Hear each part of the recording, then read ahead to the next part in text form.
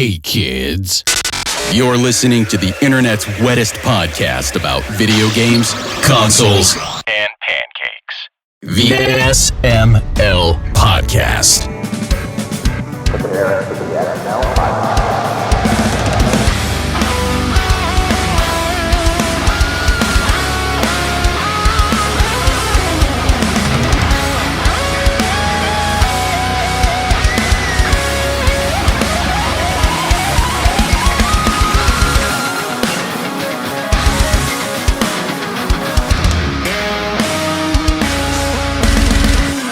What's up, everybody? This is the SML Podcast. I am your host, Joe. Aki and Bri are here to start things off. How are you two doing? Pretty good. Pretty good. Pretty good. I went out to look at a wedding venue today, and I think we decided if the numbers come back right that we're gonna settle with that one. So we may have an official wedding date on the books soon. So that's exciting. Very cool. Oh yeah. Apparently, our wedding venue was once a schoolhouse, so it's a historic building, and at some point in its history, it was also a speakeasy. Interesting. Well, I can't argue with that. Our venue was a church that got converted to a catering hall, and we used it as a church and a catering hall. Nice. Yeah. Nice. Except for the church thing, because it wasn't a religious ceremony in any way. That's fun. Yeah. But the music was great. I haven't been married, so. I bet. I had the One-Ups play my wedding. Nice. Oh, nice. Like, we flew the band in. They played a jazzy dinner set while everyone ate. And then Mustin put on a little playlist so that he and the band could get food. And then they took the stage one more time for about a 2.5 hour long funk set concert. Nice. Including the Tetris theme for the dollar dance. Nice. Yeah, the dollar dance with the bride, dance? Get your cake. Huh. I've never heard of the dollar dance before. Interesting. Yeah, you pay $1 to dance with the bride, and then you get your piece of cake. Huh. Interesting. Yeah. Man, I'm just gonna, feed people cake like a sucker. Do the dance, make them dance. Yeah. No, there's no dancing. I promised injury. You don't want to embarrass injury, or you don't want to embarrass yourself. I'm not sure. No, we're just having a dinner. We're not dancing or having like a whole reception. It's gonna be like close family and friends. I've got my best friend is gonna be my dude of honor. Yeah. He's coming in from Florida. And I've got people coming from Maine, New York, Texas, North Carolina, and then Indri's got all his friends and family here.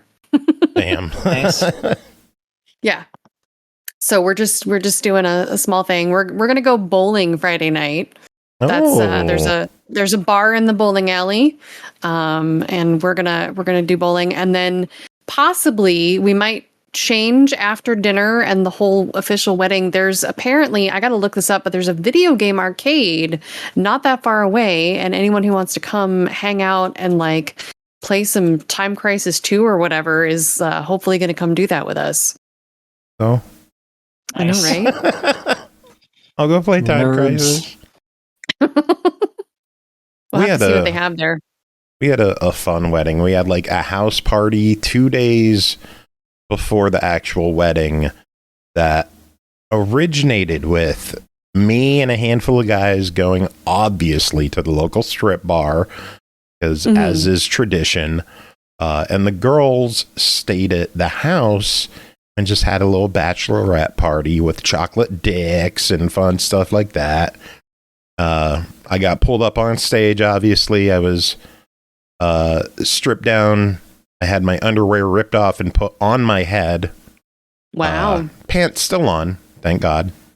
No nudity from me, because I am ugly. But they rode me like a horsey and spanked me.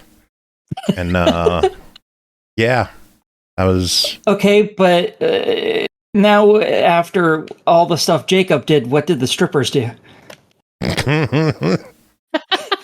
Crazy thing is, I didn't know Jacob then. Oh wow. He was not at the wedding. He was not at anything. Oh, I thought you two knew each other from like high school or some shit. No, Pappy's the one I knew from high school. He was the one in like the hundreds days.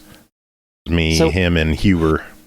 What misfortune brought Jacob upon your door?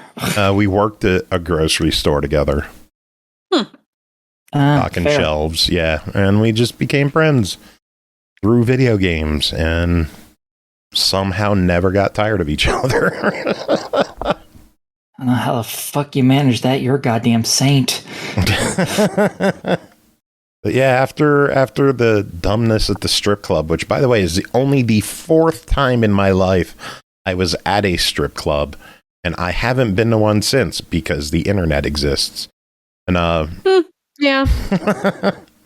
The party went back to the house, and the bachelor and bachelorette parties merged into a gigantic, crazy ass house party with like people jumping through windows, music blasting. By me jumping through the windows, there was like a window in the living room that just you would hop out and it goes to the porch. So instead of using the door 3 feet next to it, some people would just climb through the window. Yeah. I had a fake bachelorette party once, so I've had the experience. Yeah, and it was quite funny. There was a bunch of women I worked with and other people that were there, and there was a tea light candle sitting on the back of the toilet, and there was a wooden medicine cabinet, hanging cabinet thing above it, about, I don't know, 2 feet. And I went in to use the bathroom, and the tea light candle's flame was burning a hole in this thing 2 feet above. So I quickly put that out and went to go tell the owner of the house, like, what happened. And, we put out the fire that had started on the medicine cabinet. And we all were having a good laugh about that, continued drinking our drinks. And then the doorbell rang and the stripper showed up. His name was Gene. I knew him from work, which made this extra awkward.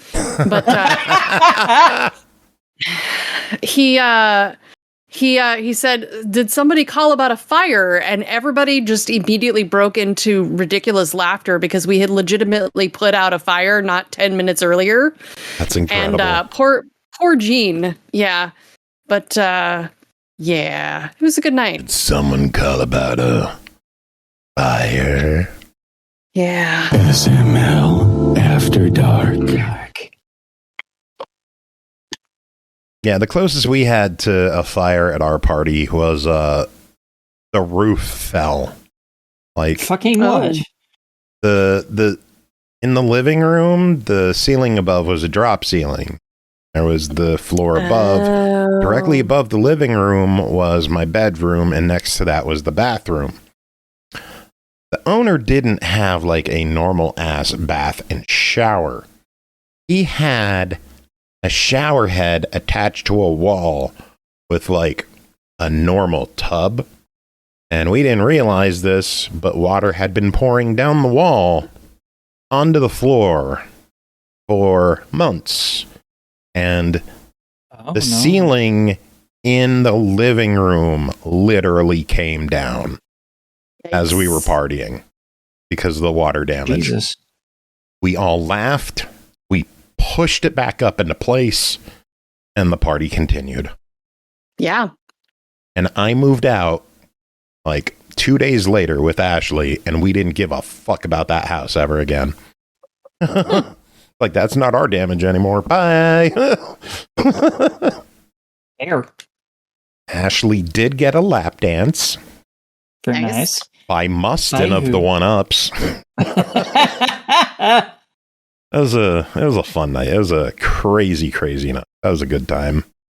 It's sad that like I had family literally an hour away from my house who didn't come to my wedding. I had a friend fly in from the Netherlands to come to my wedding. Damn. Just a friend. An internet friend. Flew in for my wedding, but my fucking aunt, uncle, and cousins an hour away were like, no, we can't make it. That sucks.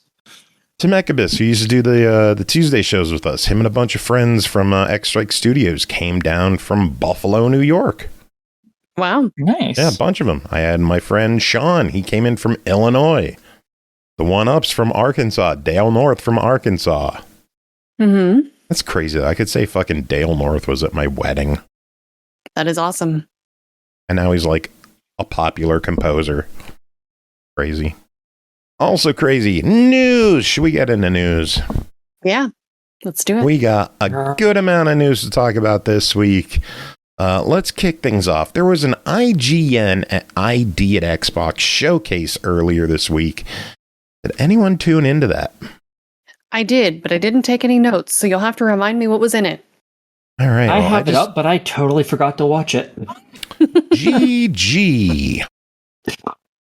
I meant Very to proud do of you. that, totally. Very proud of you. They start off with Agni, Village of Calamity. Nice. Horror game. Yep. Darkwood 2, I believe, was the second game from Ice Pick Lodge and Acid Wizard Game Studio. That one looked Cool. interesting. I never played the first, but it's been on my wish list. I'm not so sure about the top down, but I could tell from the style like immediately that this was definitely the sequel to that. So, yeah. That was Don't Fret. I don't remember what that one was. I don't either. Memorable. Poppergeist was next. Oh my god, I Yay. want Poppergeist. It looks so cute. It really does. Poltergeist with a popper. Poppergeist. Name's amazing. Yep. Oh, that one that you don't remember, you seem to play a puppet or something. Like a wooden Shrug. puppet. That one that you said you couldn't remember. Yeah. Don't fret. Eh. Yeah, it seems to be one of those mascot styled things, kind of like bendy games. It seems like something like that with Poppy's Playtime. Somewhere a mix between that, it looks like. So nothing to care about. 33 Immortals had a new update out that includes new weapons, ordeals, and objectives. Yay, more reasons to play 33 Immortals. Fair. Next up was probably my highlight of the show. Took a while to figure out what the fuck the logo said, but it's a game called Oasis. Has 4-player co-op campaign and PvP modes. It is super cute. The music's done by Hip Tanaka. Yeah. I like the graphics of it, but it being that I assume that's the physics brawler where you're a tiny little critter with a gigantic sword. The fact that it's physics, I'm just like, I'm never going to do this because I suck at games like that so badly. Like, that is right up there with like sports management games. I just will never get them well enough to play them ever. But it looks so cute. I do love the graphics of it. It's so pretty. And Hip Tanaka doing the music. That is awesome. Some choice titles you may have heard of that he worked on. Donkey Kong. Oh, nice. Mario Brothers. Pinball. Nice. Duck Hunt. Balloon Fight. Metroid. Kid Nice. Icarus. Mario Land. Ooh. Dr. Mario. Mario Fair. Paint. Oh. Earthbound. Kid Icarus is one of my favorite NES games. He's got some good music under his belt. So Mm-hmm. very cool news there. Ungodly is a dark fantasy RPG from 17-bit coming next year. And most of what they showed was the backside of ladies running forward, and I approve. That's I knew all I that would be got the from comment. that trailer. Planet of Lana 2 is coming next year. Will be a day one Game Pass game. Finally, that's coming out. I am excited. Yep. New video I for like the first one. Aphelion from Don't Nod. That'll be out next year. Nice. Yep. I'm excited for that one. There was a sizzle reel of titles that were from the Indie Selects program. There were no game titles mentioned at all, so shrug. Or just games. I think they were all out, though. So Yeah. Then there was IGN merch shilling. That no one gives a fuck about. Yay. Vampire Survivors update. They have a crossover with Balatro. Yep. But I think it was delayed. It was supposed to be out the other day, and it was delayed. It was supposed to be out that day on all platforms, and hilariously enough, despite being on the Xbox showcase, it was delayed on Xbox because they didn't get it submitted to certain time. Whoops. Yep. Sounds about right. Jesus. I don't know if it's out yet or not. I hope so, but shrug.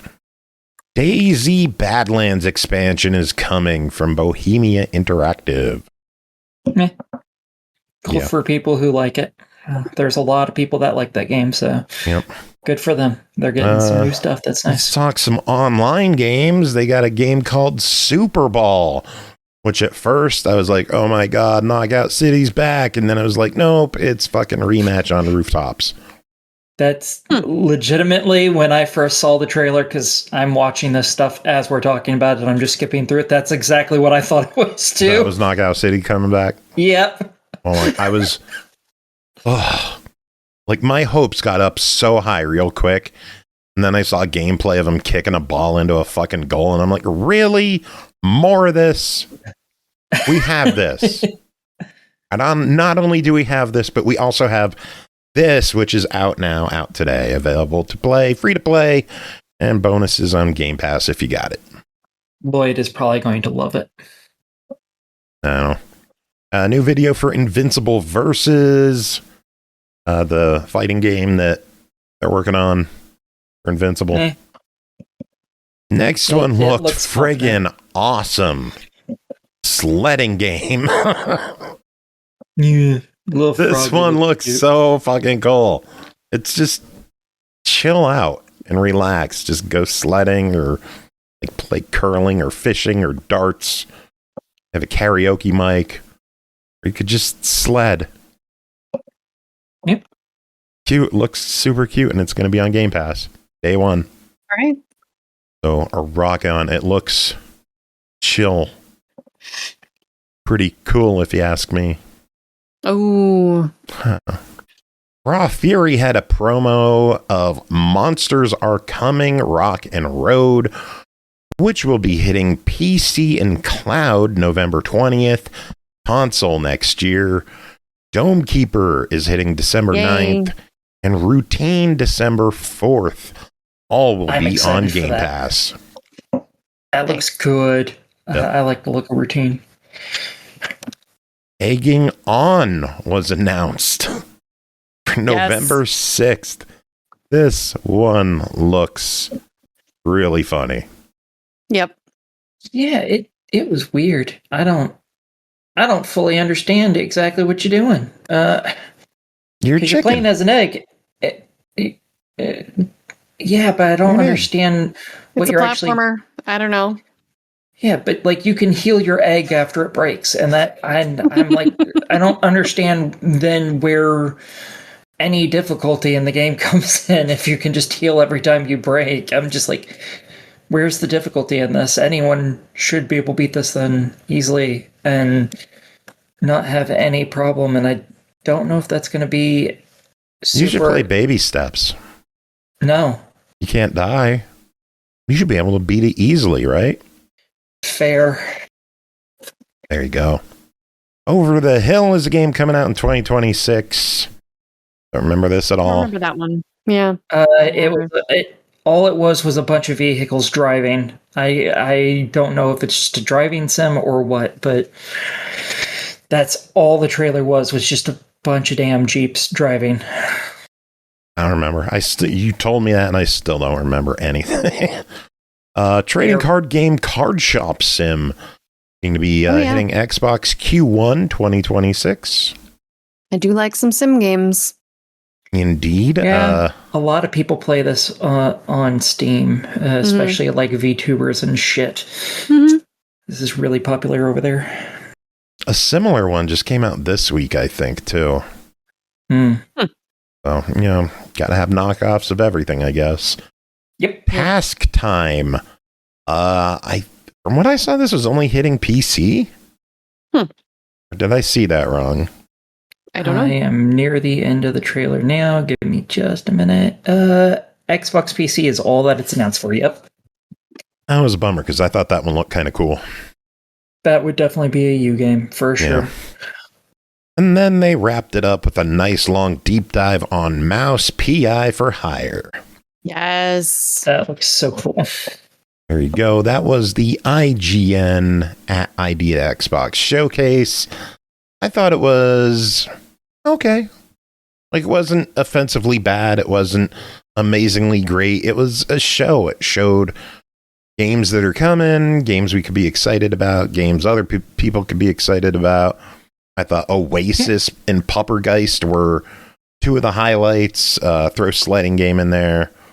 But Yeah, it had a whole bunch of different stuff for that everyone could see, so that was nice. As if you're probably gonna want something on there, at least one thing, because they had a big old array of different stuff, which was nice. Yeah, good variety, if nothing else. Yeah, I think they had often something it's like, oh, here's literally 3 for types of almost games for a everyone. half hour. Yeah. So often you get a show like this and it's like, oh, here's 3 different types of games, realistically speaking. Here's 9 Hopefully walking you'll pick one. simulators, and then followed up by 7 third-party or third-person action games with a gun. Exactly. So it's like, sometimes you 2 don't with find things melee. you like there. 8 So Souls-likes coming to PS5. Yep. Speaking of things coming to PS5, new month of PS Plus games were announced. Latest lineup will hit November 4th, and people fucking hate it. Oh no. Yeah, they are not happy. The headliner is Stray, which on the surface is really good. Right. Then you remember that it like launched on PS Plus Essential Oh. Yeah, I was about and to say, I could've re-released on sworn it PS was Plus originally. Essential. And now it's a monthly game. Hmm. Or not Essential, Premium, whatever. I don't know, whatever. I forget their names. Plus, yeah, There's they're the middle tier. yeah, game the car catalog wash. game. Got it. Yep. Mm-hmm. They're also getting EA WRC 24. Meh. Some Okay. racing, if you're into rally. And then Totally Accurate Battle Simulator, which it's a weird game and it's old. Yes, it Yeah. is. Like, this is not a new release. Not even remotely. It's a curious month after what was a fantastic month this current month. Yeah. And a few really good months before that, too, if I remember correctly. Yeah, I've had a lot of good months this year. I think they've only had a couple they've had some stinkers. good months, but yeah, this one's not the best. Oh well.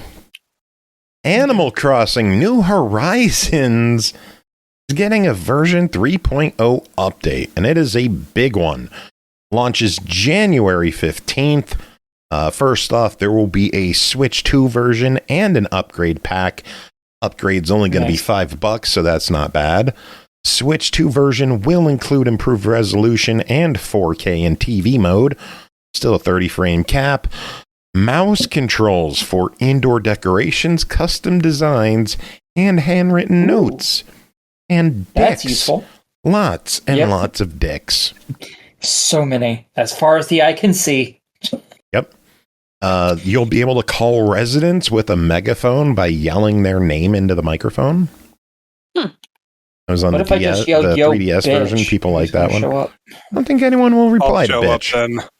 Oh, go figure. You say yo bitch and Jacob shows up. Huh. Yep. Fantastic. Great timing. What's up, bitch?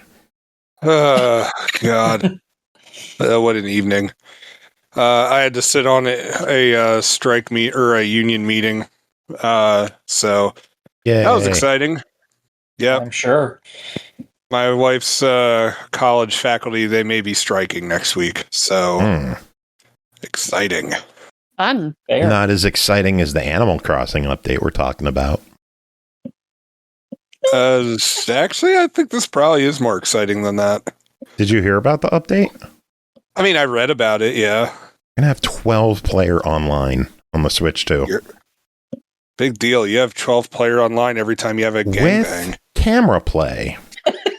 You also have with camera play. Indeed. Told you those dicks would come up, Aki. We knew about that. Yeah, you did. Yep, I called that. The Switch and the Switch 2 will both get the following content in a free update for everybody. There will be a brand new hotel down by the dock run by Cap'n and his family where guests can customize their own rooms. You could visit someone's island and make your own room. Full of shit. Rossetti is back, and he can now clean up your island. Yay, I've been gone for a long-ass time. I'm going to have weeds out the ass.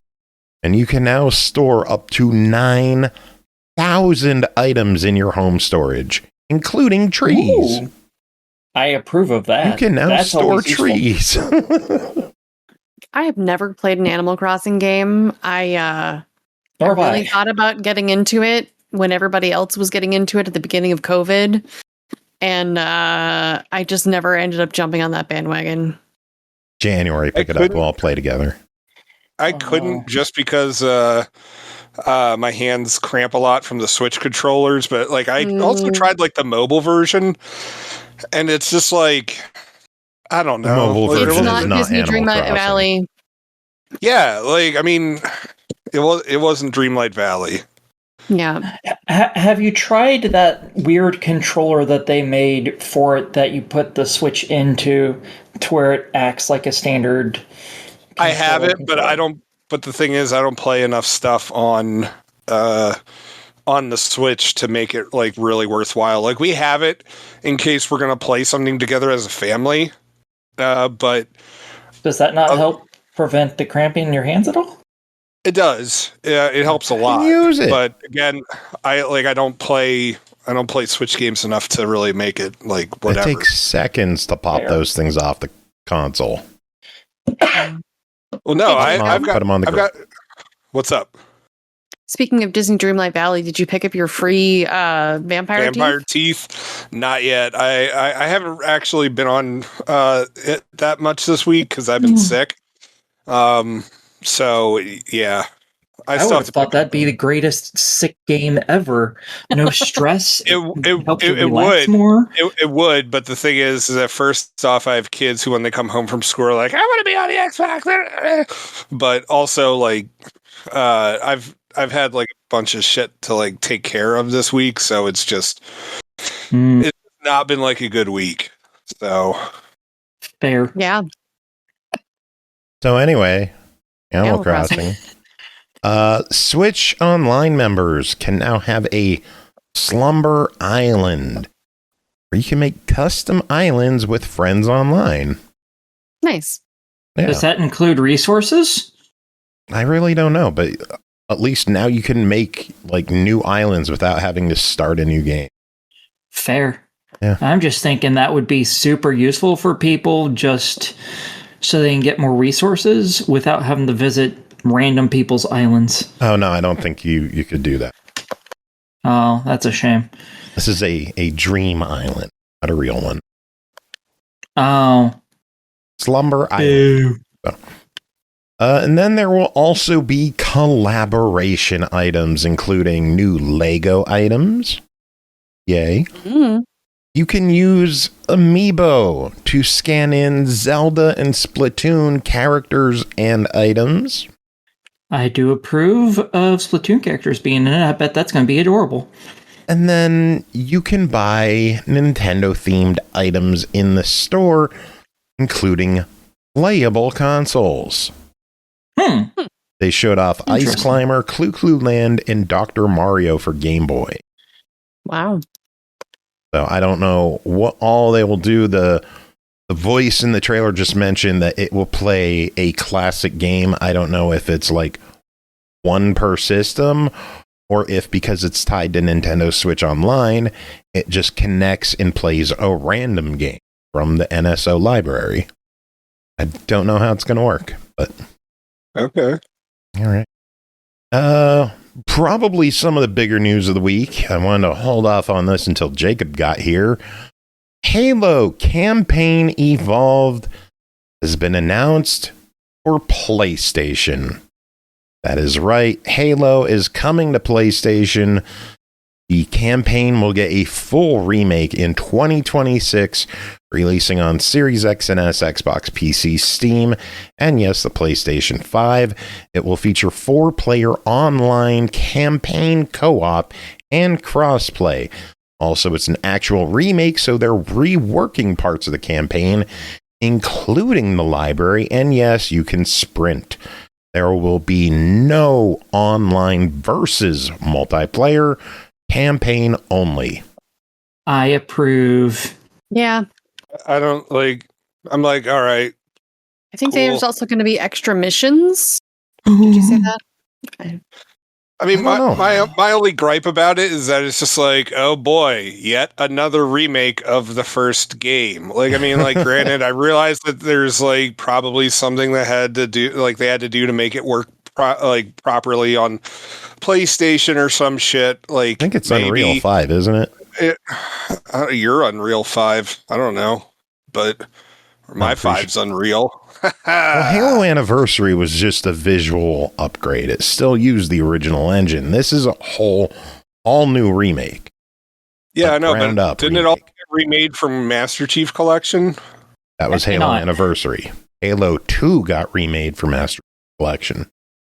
Oh, whatever. I don't like. I'm just like, yay! More people get to play. Like, that's okay.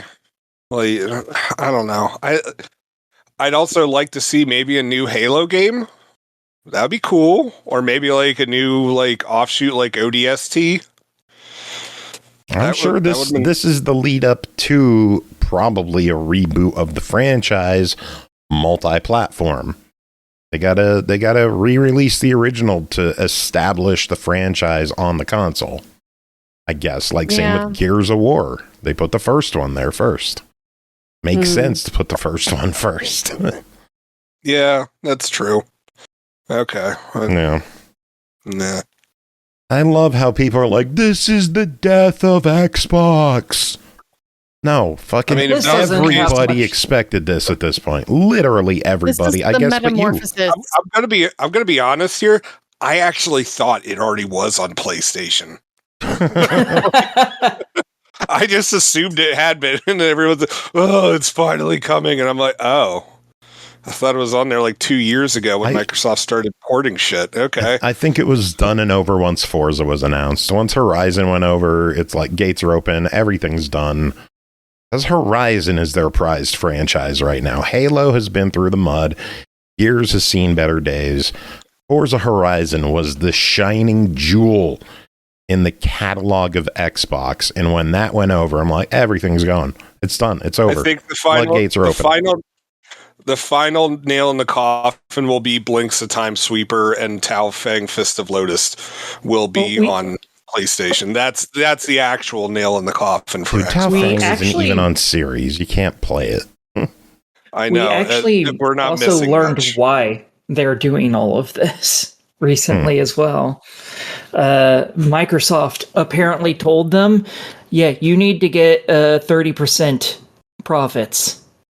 Not in a few years, now, or else. Yeah, it's not going to happen. So, yeah, they're doing pretty good, but it's also a ridiculous thing. Yeah, it's unrealistic. Yeah, because like for anyone who's like, why is that unrealistic? Well, Sony for the past 2 years, it was 8.8 and 6.7% respectfully over those 2 years was their profits. And Xbox, apparently Microsoft told Xbox, yeah, no, you need to get it up 30. And that's why Xbox has been doing so many what we would call fucking moronic things recently, between firing a fuck ton of people, increasing the prices of everything, basically pissing away every piece of goodwill they've ever had, and then quite a bit more. It's because they have to hit those metrics, or else they're all in trouble. Like everybody's screaming to fire Phil Spencer and Sarah Bond. This is all Nadella. This is all coming from Satya Nadella. Yes, it is. He got himself 20% raise. Increase in money.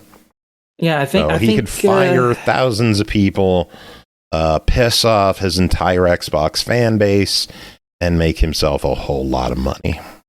Yeah, but the thing is, Microsoft doesn't care about Xbox as a game-making thing. They care about it as a profit machine that they can get money from in order to put it into AI garbage. To my knowledge, Satya wanted Xbox shut completely. Uh-huh. And he was basically convinced to just go multi-platform instead of shuttering it. Yeah, so we're probably actually seeing kind of the soon-to-be death throes of Xbox I don't think it's going to be death. I think it's just going to be a different form with the whole hybrid, whatever. How many more terrible things do you think they can pull that pisses all off? They could do look at fucking politics. Every time we think we're at a new low, 9 months of shittier things happen. So we could get more and more shitty announcements from Xbox. That's a different podcast. Yeah, that's not this episode. I don't know. I think things are going to be fine for Xbox. People are going to keep buying games. People are going to keep playing games. And for all the people who are like, oh, I can't play fucking Last of Us on Xbox. Dude, there's 12,000 games on Xbox. You can find something else to play. Mm-hmm. On top of it, like the next Xbox is rumored to be playing Steam. So you'll just play it through Steam on your Xbox. We'll see. Woo. Okay. The game Blood Hunt, something that was apparently on PS5 and PC, is shutting down April 28th. It was apparently a Vampire the Masquerade Battle Royale game that I didn't know existed. Yeah, I did. It wasn't that good. Nope, it's shutting down. Yeah. Yep. Neon Doctrine is merging into Raw Fury. All Neon Doctrine titles will be managed by Raw Fury going forward. All right. Yeah. Alrighty then. Good to know. Amazon. More layoffs at Amazon. They've suffered tons of layoffs, and it looks like a New World Aeternum is basically done. The recently launched Season 10 will be the final content update for the game. The game is not sunsetting at this time, but it's basically on life support.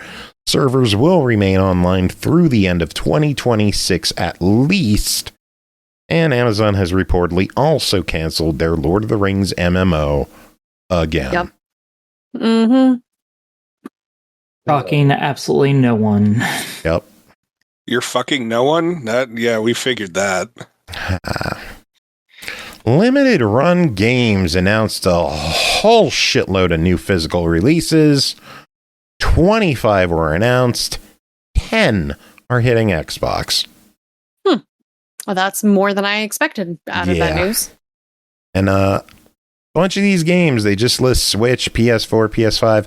I don't know how many are even going to show up digital on Xbox. I know one that is mentioned, Sigma Star Saga DX from Way Forward, was announced for PC, PlayStation, and Switch only. No Xbox at all. Not digital, not physical, nothing. Damn. Thanks, Way Forward. Shantae 7's coming as well. The games from Limited Run, Arrow the Acrobat Collection will hit PS5 and Switch. Angry Video Game Nerd 8-Bit, which we know is on Xbox, will be physical on PS5 and Switch. Bad Cheese, PS5 and Switch. Broken Reality on the Switch only. Capcom Arcade Stadium on PlayStation, Switch, and Xbox. Cho Aniki Collection. Oh, yes. Oh, sadly, only the Switch. I don't know what Guess double I'm getting shake it for the Switch. Hey, Ashley. Bye, Ashley. She's going to work. Tell her I said bye. She already left. Tell her I said I hope she has a good day at work. Tell her I hope she has a good day at work. Good day at work. You're an idiot. Double Shake for PS4, PS5, and Switch. I don't know what the hell that is. Ernest Evans Collection, another one I don't know what it is. On Switch, PS4, PS5, and a physical for PC, but not Xbox. Fear Effect 2 Retro Helix, PS5 and Switch. The Fear Effect. Fuga Wasn't series. wasn't that on Xbox back in the day? No, Yes. PlayStation 1. It wasn't? Are you sure? Fear Effect 1 and 2 were PlayStation 1 games. Huh. There was like some Fear Effect different thing that got a release on 360, but the original games were PS1. Senda. That's what it was. It's on Xbox One. Yeah. A new Jay and Silent Bob game, Little Samson. Onimusha 2 will be on Xbox. Pinball FX Williams Pinball Anthology. PS5 and Switch only. What the hell? Slam City with Scottie Pippen will be on Xbox. Hell yeah. All right. That's a thing, I guess. Trials of the Blood Dragon will be on Xbox. This one sucks. Xenotilt, PS5 and Switch. Come on. Well, At least we know that one is on Xbox, and we'll be talking about it, it is. next week Next on week. the show. Yay. I may be playing it right now. Are you? Yeah, How is it? I just started. Cool. But it's probably awesome. Nice. Mind's Eye apparently got the Arcadia update, which I think is the open world thing, maybe? Supposedly out now. If you couldn't refund the game like me, you could try it. Oh, there you go. That is my news. Aki, what news do you have?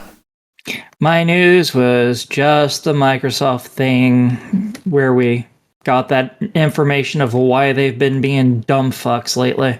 Cool. Bri, news. Another week, another outage. Microsoft Azure went out on Wednesday for most of the day.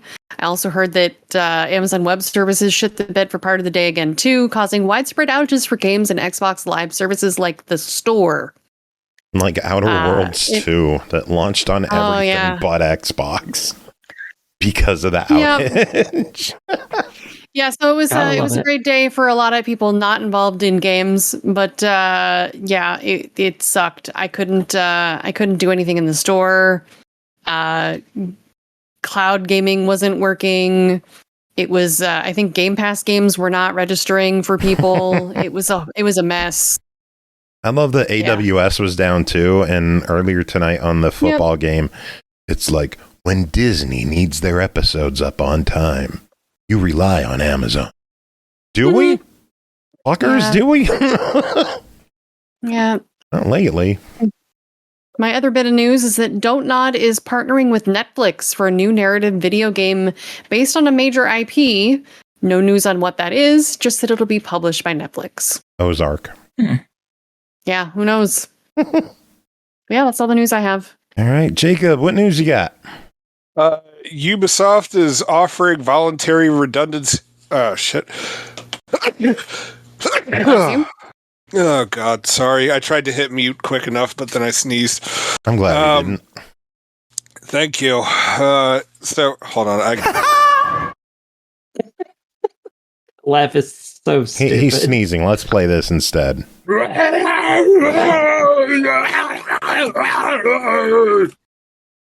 Hell's that noise from? Big Adam. Okay. Anyway. That was his chivalry war cry. Okay. So Ubisoft is offering voluntary redundancies to massive entertainment staff.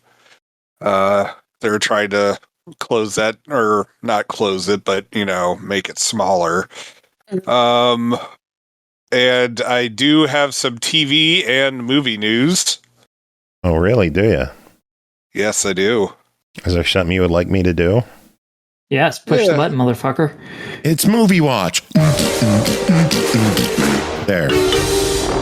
Oh my gosh! So, Netflix is quietly developing a Crash Bandicoot animated series, and we may actually hear him talk this time. Ooh. Cool, I think. Not like the Skylanders Academy thing. Like, they want you to kind of forget that. But Fair. He's supposedly going to be the main character and talk. And the movie news is that Paramount is having Taylor Sheridan write the Call of Duty movie. He's the guy who wrote Yellowstone, and Peter Berg, who directed Friday Night Lights and was the executive producer on a favorite TV show of mine years ago called Trauma, he's going to be the director. So, and also he's going to co-write. So we just rewatch Saving Private Ryan. Probably not. Like a Call of Duty movie. Aside from my own actions, what did I do to deserve this? I think it's going to be like the Modern Warfare stuff. So that's all I got. Yeah. All right. Should we move on to reviews? Because we got another big one. Please, for the love of God, because I want to go back to bed. Good luck. First game to talk about tonight is Full Metal Schoolgirl, developed by YUKE'S, published by D3 Publisher. Released October 23rd, Switch 2, PS5, PC, $49.99. A fully armed cyborg heroine storms into a giant corporation and unleashes a relentless barrage of gunfire and sword action in this exhilarating cyborg schoolgirl action adventure. Ashley is back, and she just squeezed my hand. Jacob, do you have a message you would like me to pass to her? Sorry, I was busy blowing my nose. No, just tell her I said hi. He says hi again. Hi. The feeling of immortality is irresistible when you break into an office and wreak havoc. The battlefield is a 100-story skyscraper. The evil CEO waits on the top floor. Each floor changes its structure every time you enter. There's also a trap-like security system. Own the battlefield on each floor to reach the top. Aki, what is Full Metal Schoolgirl?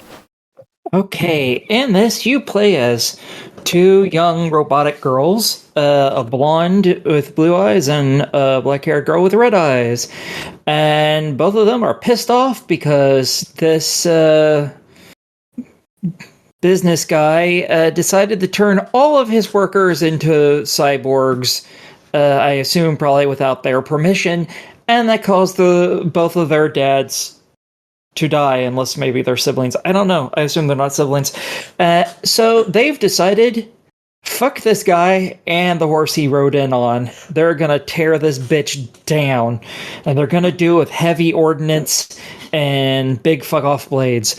So, you start the game and you get to pick which one of the two girls you want to play. It's just an aesthetics thing. There's no real difference between the characters.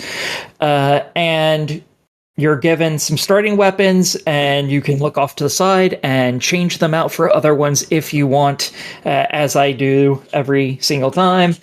And then you just go further into this first floor and kill some robots, and then climb up the steps to the next floor, and you just keep killing everything that moves, and some things that don't, because, sometimes they're stationary turrets, and fuck those things too, they're assholes. You occasionally die, and by that occasionally I mean you die a fuck ton, and when you do, you get to take all of the stuff that you obtained in there, and you get to spend it on leveling up your character, giving them new abilities, so on and so forth. Some of the stuff that you can get is just like, oh, here's 10 levels of more hit points for you. Buy them. They'll take forever. But they don't just require the money that you make in the runs. They also require different parts that you pick up by defeating enemies and by destroying boxes. So I destroy literally everything that exists in every level just to squeeze out the smallest little smidgen of everything so I can level up just that little bit more. There's a whole bunch of different enemies here. You get, standard robot people that all use different weapons. Some of them will have little yellow chainsaws. Some of them will have disc shooters that look like they're literally just boom boxes. The center part of a boom box that you put the CD part in, whatever the fuck that's actually called. Yeah, it just shoots those CD out, player. And it's really funny. Yeah, I guess. It's called a CD player. Very technological name. Thing that plays CDs, it's a CD player. Sure, okay, fair. CD's nuts. Oh! And then there's, eventually, obviously, you get the stationary turrets. Even getting robots that are women with spider bodies that I absolutely fucking hate for various reasons. One being that they're spiders, and two being that they climb on everything and then throw a lot of spears at you, and it's very hard to hit them because they're little assholes.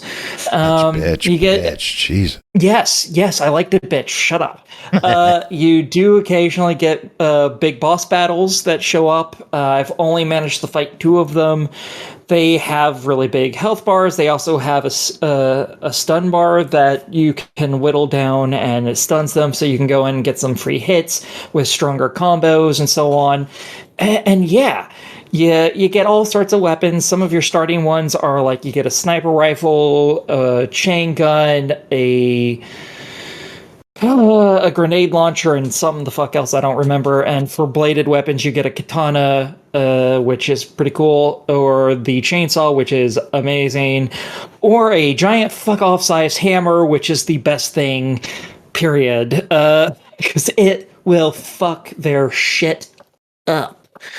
And as you get higher, after every room that you clear out of enemies, a box appears. You can open it, and it'll have one of various things in it. Sometimes it'll have an upgraded weapon or item.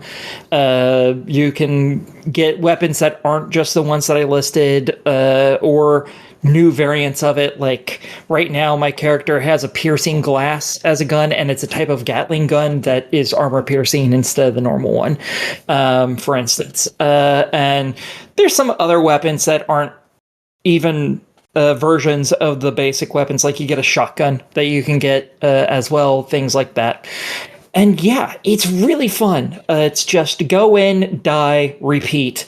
After the first time you die, you're told, hey, here's a shield. And oh yeah, the moment you go in, you get a chat box because now you're live streaming it so that you can get money from the people watching. And sometimes they'll throw up little challenges for you every now and then when you go into a room. All of them I've really seen are like, beat all the enemies in under this amount of time, or beat them all in under this amount of time without running out of energy. And all of your weapons use energy. They recharge pretty quickly. You just can't run out of it. It's very simple.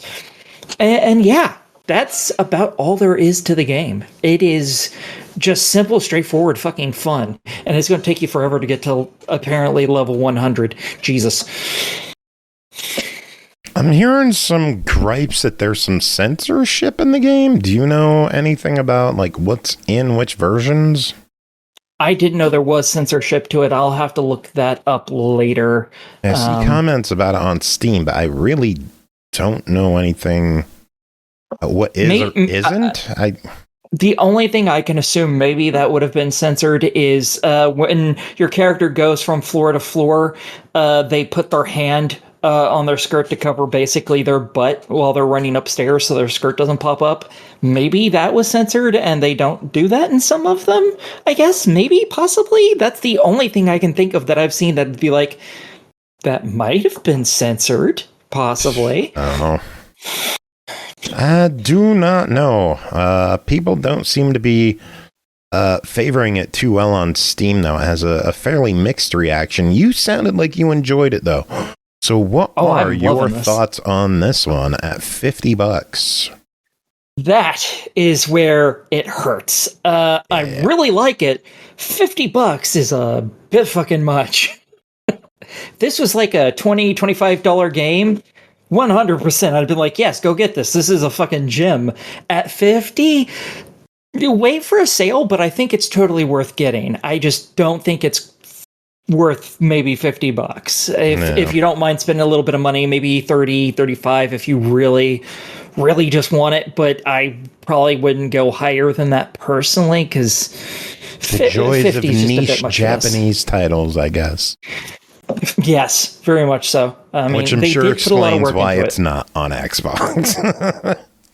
Yeah, probably. I think this one would do good on Xbox. I really do. I think. I think it would do fantastic, because I've been playing it with a controller and it works fucking amazingly. This would do amazing on all consoles. Come on, D3, give us some games.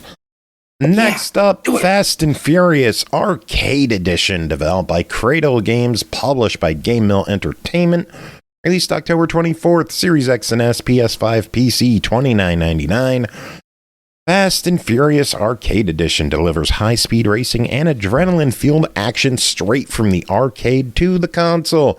Choose from licensed supercars and tear through intense cinematic tracks packed with shortcuts, stunts, missions, and explosive surprises. Race solo or go head-to-head in thrilling two-player split screen with drifting, nitro boosts, and precision driving. This is the ultimate pick-up-and-play racing experience for fans of pure, unfiltered speed. Jacob, what's going on in Fast and Furious Arcade Edition? Family. Family. Family. This is all about family. It's all about family. There's a family in this. That's your family. You know, I'm worrying my dog by mumbling like this. So how is this?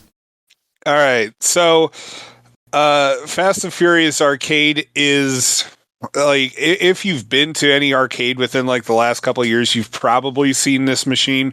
It takes a bunch of the cars that you've seen in the Fast and Furious movies, and you have to complete these missions set in various locales. So, like, there's Havana, there's Hong Kong, there's one out in the desert. I forget. Like there's one in Dubai, and it's just like you have to complete these missions. Like there's apparently a plot in this game, but the game doesn't ever actually make it clear what the real plot is. It's just like you have to stop like them from loading a nuclear like bomb onto a plane, and then like when you get to a certain point, it's like, oh, you have 30 seconds left, and like you have 30 seconds left to make it into first place and get the credit for stopping whatever the crap is going to happen. There are a couple of power-ups that you can use in the game. One of them is just like a speed thing. The other one's kind of this like electric thing. Like, and so if any cars are too close to you, they get zapped and will stop. But yeah, like it is very similar to Cruise and Blast, or like the Cruise and USA titles. And it's really more about, you know, the visuals that you're seeing and like how crazy like the courses are.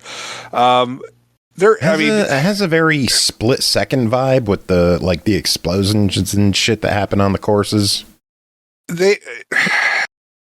Not really, because it's just they don't ever really like they don't feel like they actually change things. But I just mean right. Like, visually, they kind of give me that vibe. With like all the action going on.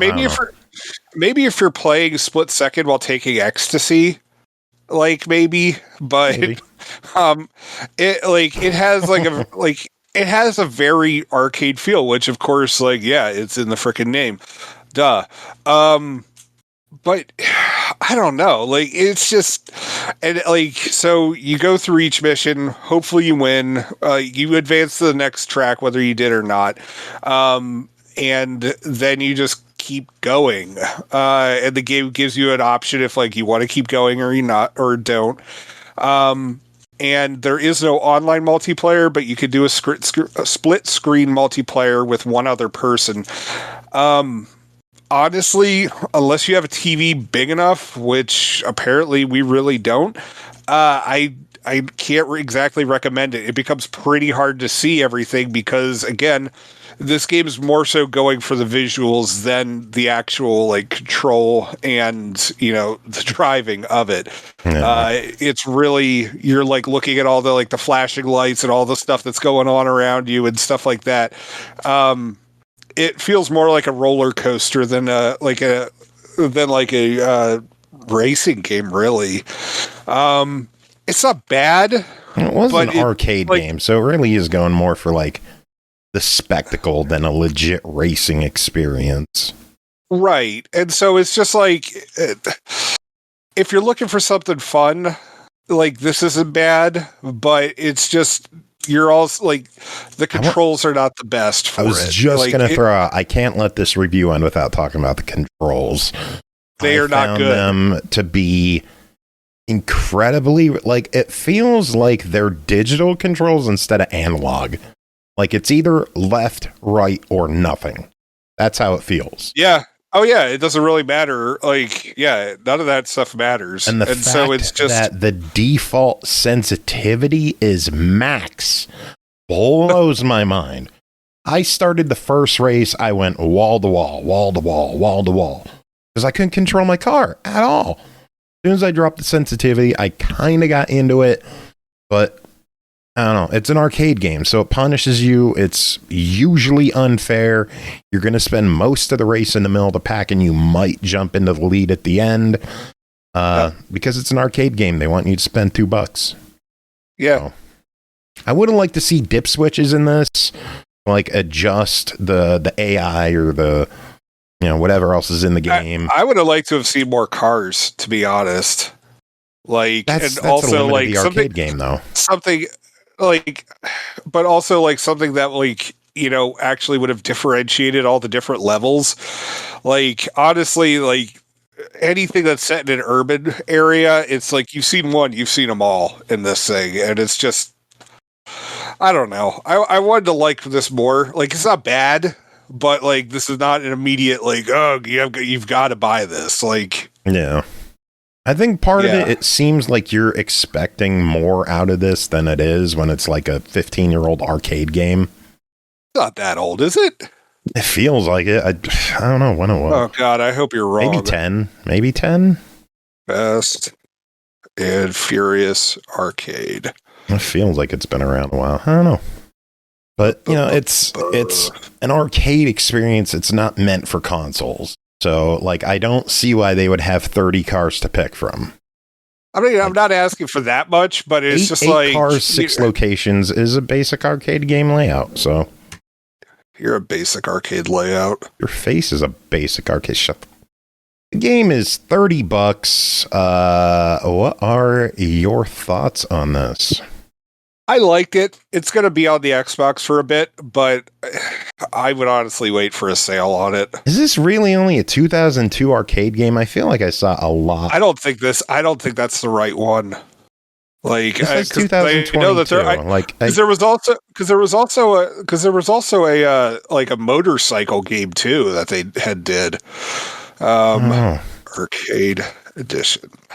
Oh, this looks like it's 2022. I was wrong. Oh, well, there you go. Yeah. Okay. All right. $30 verdict. As I said, like I had fun with it, but I'd wait for a sale. I can agree there. I would wait for a steep sale. Like, I could see paying $2 in an arcade, but paying 30. Like, am I gonna play this 15 times? No. Am I, like, continuing? I mean, to be fair, Joe, would you play it one time? Yes. Or would you buy it and leave it in your backlog for 5 years? Like I literally already played it. So I am shocked. I'm talking about the goddamn game. What do you think? Like, I'm still shocked. It's you. Jesus. Like, so here's the thing. Cruise and Blast, like, for the Nintendo Switch, like, that costs $20. And honestly, I'd prefer that over this game.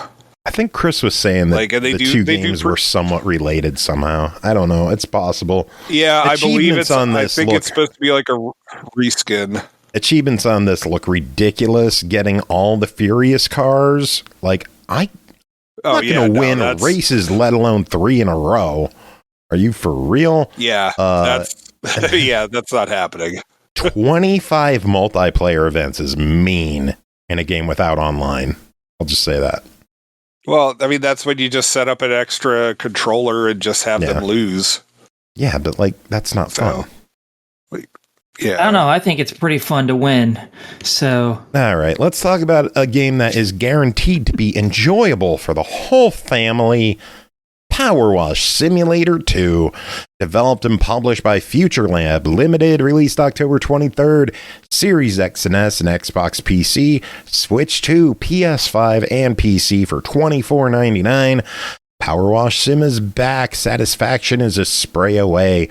Dust off your power washer and relax into pure feel-good fun. Blast away every last speck, smear, and splatter of filth.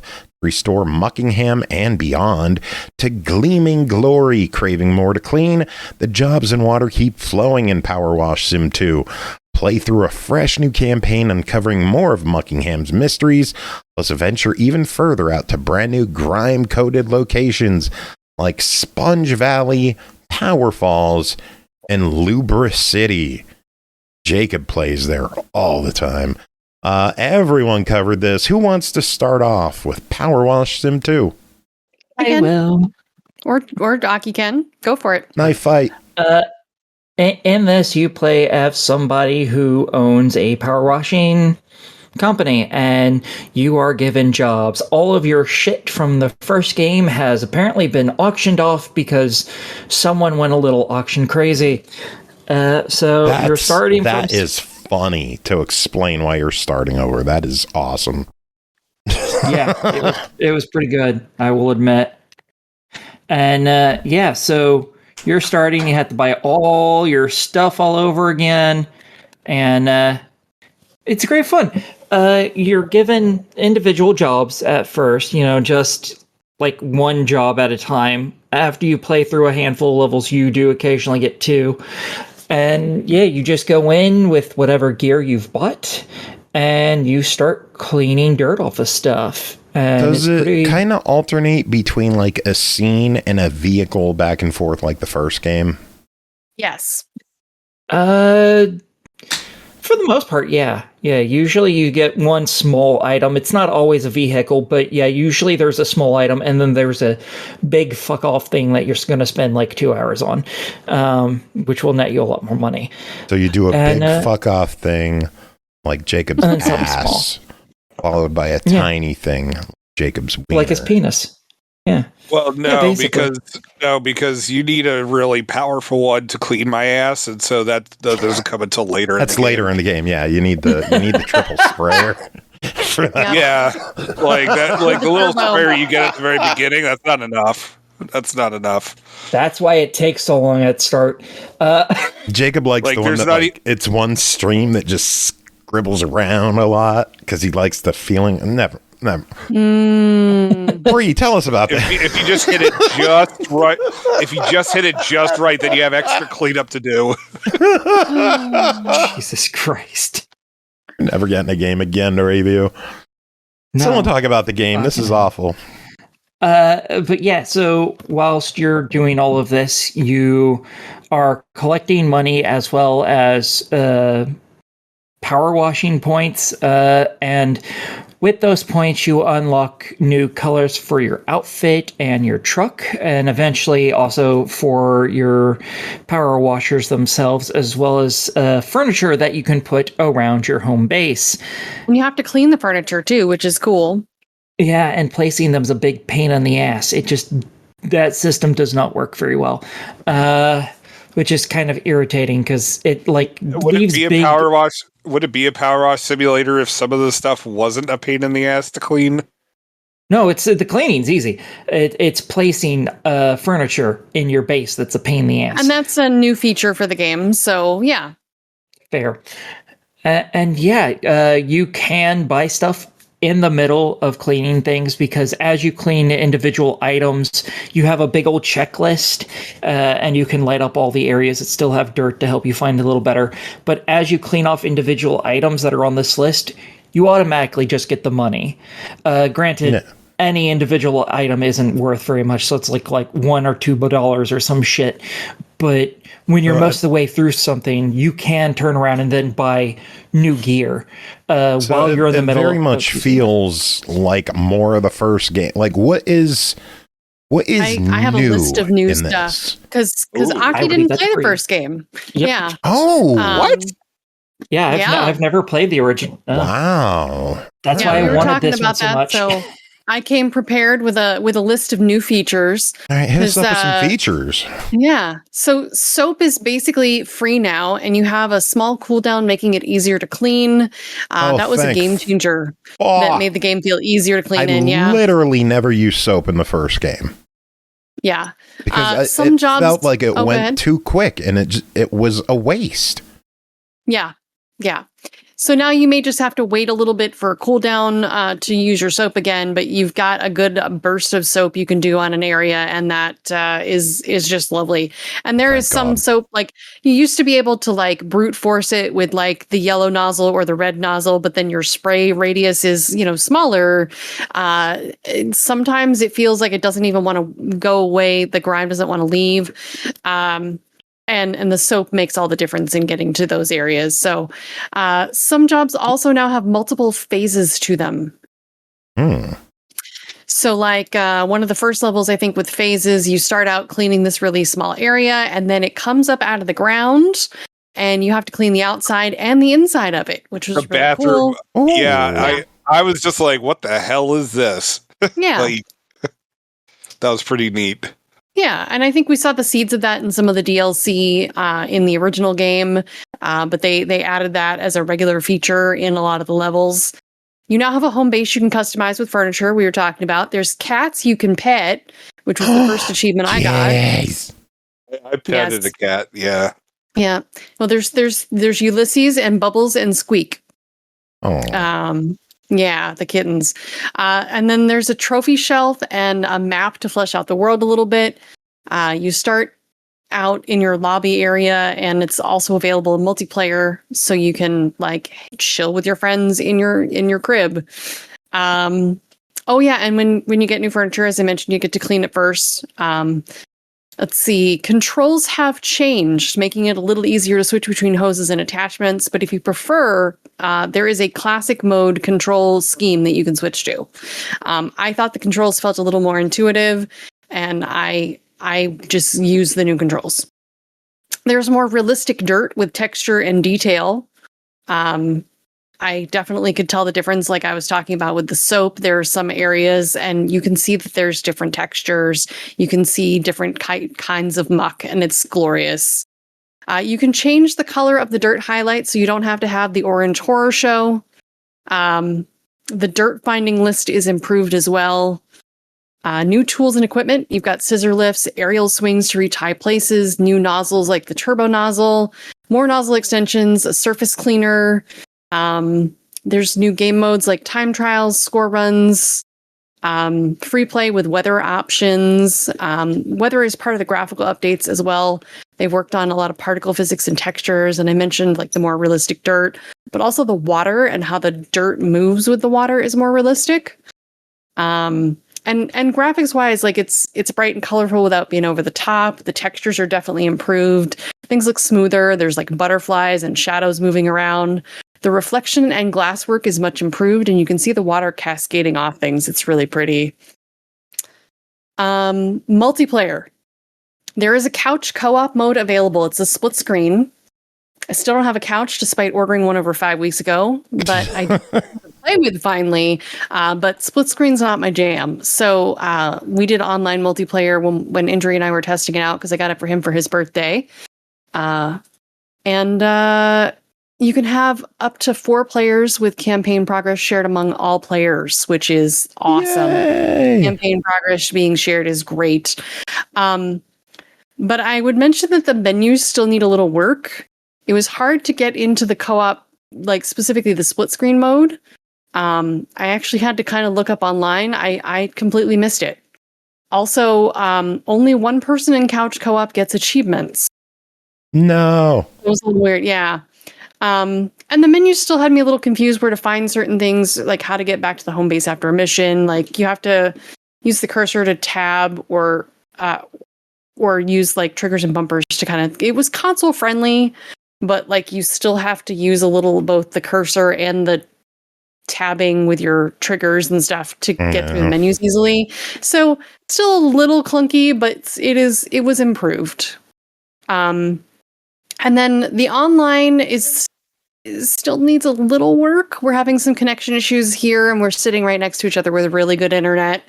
We were in about 5 minutes on our very first mission, and we got booted for lost connection. But it did save our progress, like almost to the particle, and we were able to jump right back in. So, That is good. Yeah. Jacob, what Yeah, did you do in this game? I watched a bunch of stuff. Helpful. Like- Very good. Yeah, no, like I was having fun with it. Unfortunately, because of the vibration, like it makes my hands go numb after a You bit. can turn the vibration off. Yeah. You could do that in the first game too, I thought. Okay. I just haven't done it yet. Because I'm too busy power washing things. But yeah, like I'm having fun and I'm looking forward to seeing where the plot in this one goes. Because I always liked how there was like a little weird backward, like, you're just taking jobs. But if like you look around in your like in the scenery, eventually you're going to start piecing together like something is going on. Yeah. And I'm really looking forward to seeing what's happening with this. There's definitely a story going on. Let's talk achievements. I'm looking at the list. I see a bunch of cool ones, and I do see a couple of annoying ones that are like, clean this last. That's something that they started doing with the DLC in the original game. Yeah. And I think if you're mindful of achievements and that's something you're going for, you just need to like go in and read that list ahead of time before you start each level and see if anything, rings true. See, if they're go from there. So the achievements that are get this first, I don't mind. Oh yeah. But last the ones is that annoying. are get this last, you fuck that up. Like, you have hours ahead of you to redo that. Yeah, Potentially, like some Don't of the like bigger those ones, achievements at all. Yeah. To get it first, cool. Get this last, Yeah, no. I Like, fucked it I up a few never times. want to replay the SpongeBob DLC because I didn't get a fucking thing last. Oh, boo. Like, I never want to Yeah. redo that. No thanks. Yeah. Yeah, I fucked it up a few times myself. It was Aki, kinda did you have sucks. fun your first time power washing shit? actually, yeah, I had a whole bunch of fun. I the whole time I was like, oh, this isn't going to be a game of the year game, but then I would end up playing it for like fucking 6, 7, 8 hours straight, and I'd be like, how the fuck did I play this? Yep. Yeah, It's hard to Every put down. time. Yeah, It is famous hard to last put words down. on that. Welcome to our addiction. Now you know. Yeah. Yeah, I understand now. I fully fucking get it. Aki's going to go buy the ultimate edition of the first game. I probably will. Yes, I really Honestly, enjoyed I this. would. I still need to do that. This Yeah, is I still probably need the to play most some of the popular DLC. Torker game It is. I can think of. It really is. What? The first one was, one of my go-to games to relax, except for this one time I was streaming the subway level at the same time Carnage was. And I decided we were racing to the finish, but he was totally unaware we were racing and was just like peacefully cleaning people's names into the grime. And I was like hardcore, like, I am going to beat him. Let's go! Spray faster! Did you win or no? I totally won. Oh, If okay. you didn't, that would have been so much funnier. That's what I was expecting, to be honest. And I think there were people in both streams, so it was good content for both of us. Oh, Jesus. All right, let's talk about price on this one. $24.99. Or it's on Game Pass. Yeah. What do you think? 100% get this. This is a fucking fantastic game. I Yeah. understand why everyone's addicted now. I totally get it. Absolutely. Yep. Day one purchase for me. 100% buy it. Yep. Very good. Next up, from one two to another with House of the Dead 2 Remake, developed by MegaPixel Studio, published by Forever Entertainment, released October 24th, Xbox One, Series X and S, PS4, and PS5. $24.99 previously out on the Switch, so they got already.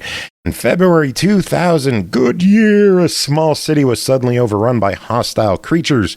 2 AMS agents, two ICE agents, let them get eaten up by zombies. James Taylor and Gary Stewart were sent to investigate. Upon arrival, they noticed the situation resembled the Curian Mansion incident from '98, another good year. Determined to uncover the source of the infestation, they began shooting their way through hordes of creatures. Jacob, you covered this one. I think Bri dabbled in it as well. I did. Yep. Jacob, start us off. What's going on in House of the Dead here? When you say that one of the agents is James Taylor, I just immediately just thought of you've got a friend. Anyway. I've seen fire. And I've seen rain. Anywho, so yeah, House of the Dead is, believe it or not, a sequel, or this House of the Dead 2 is a sequel to House of the Dead, which is a light gun arcade game. And so in this one, there is no light gun for us to use. Sad.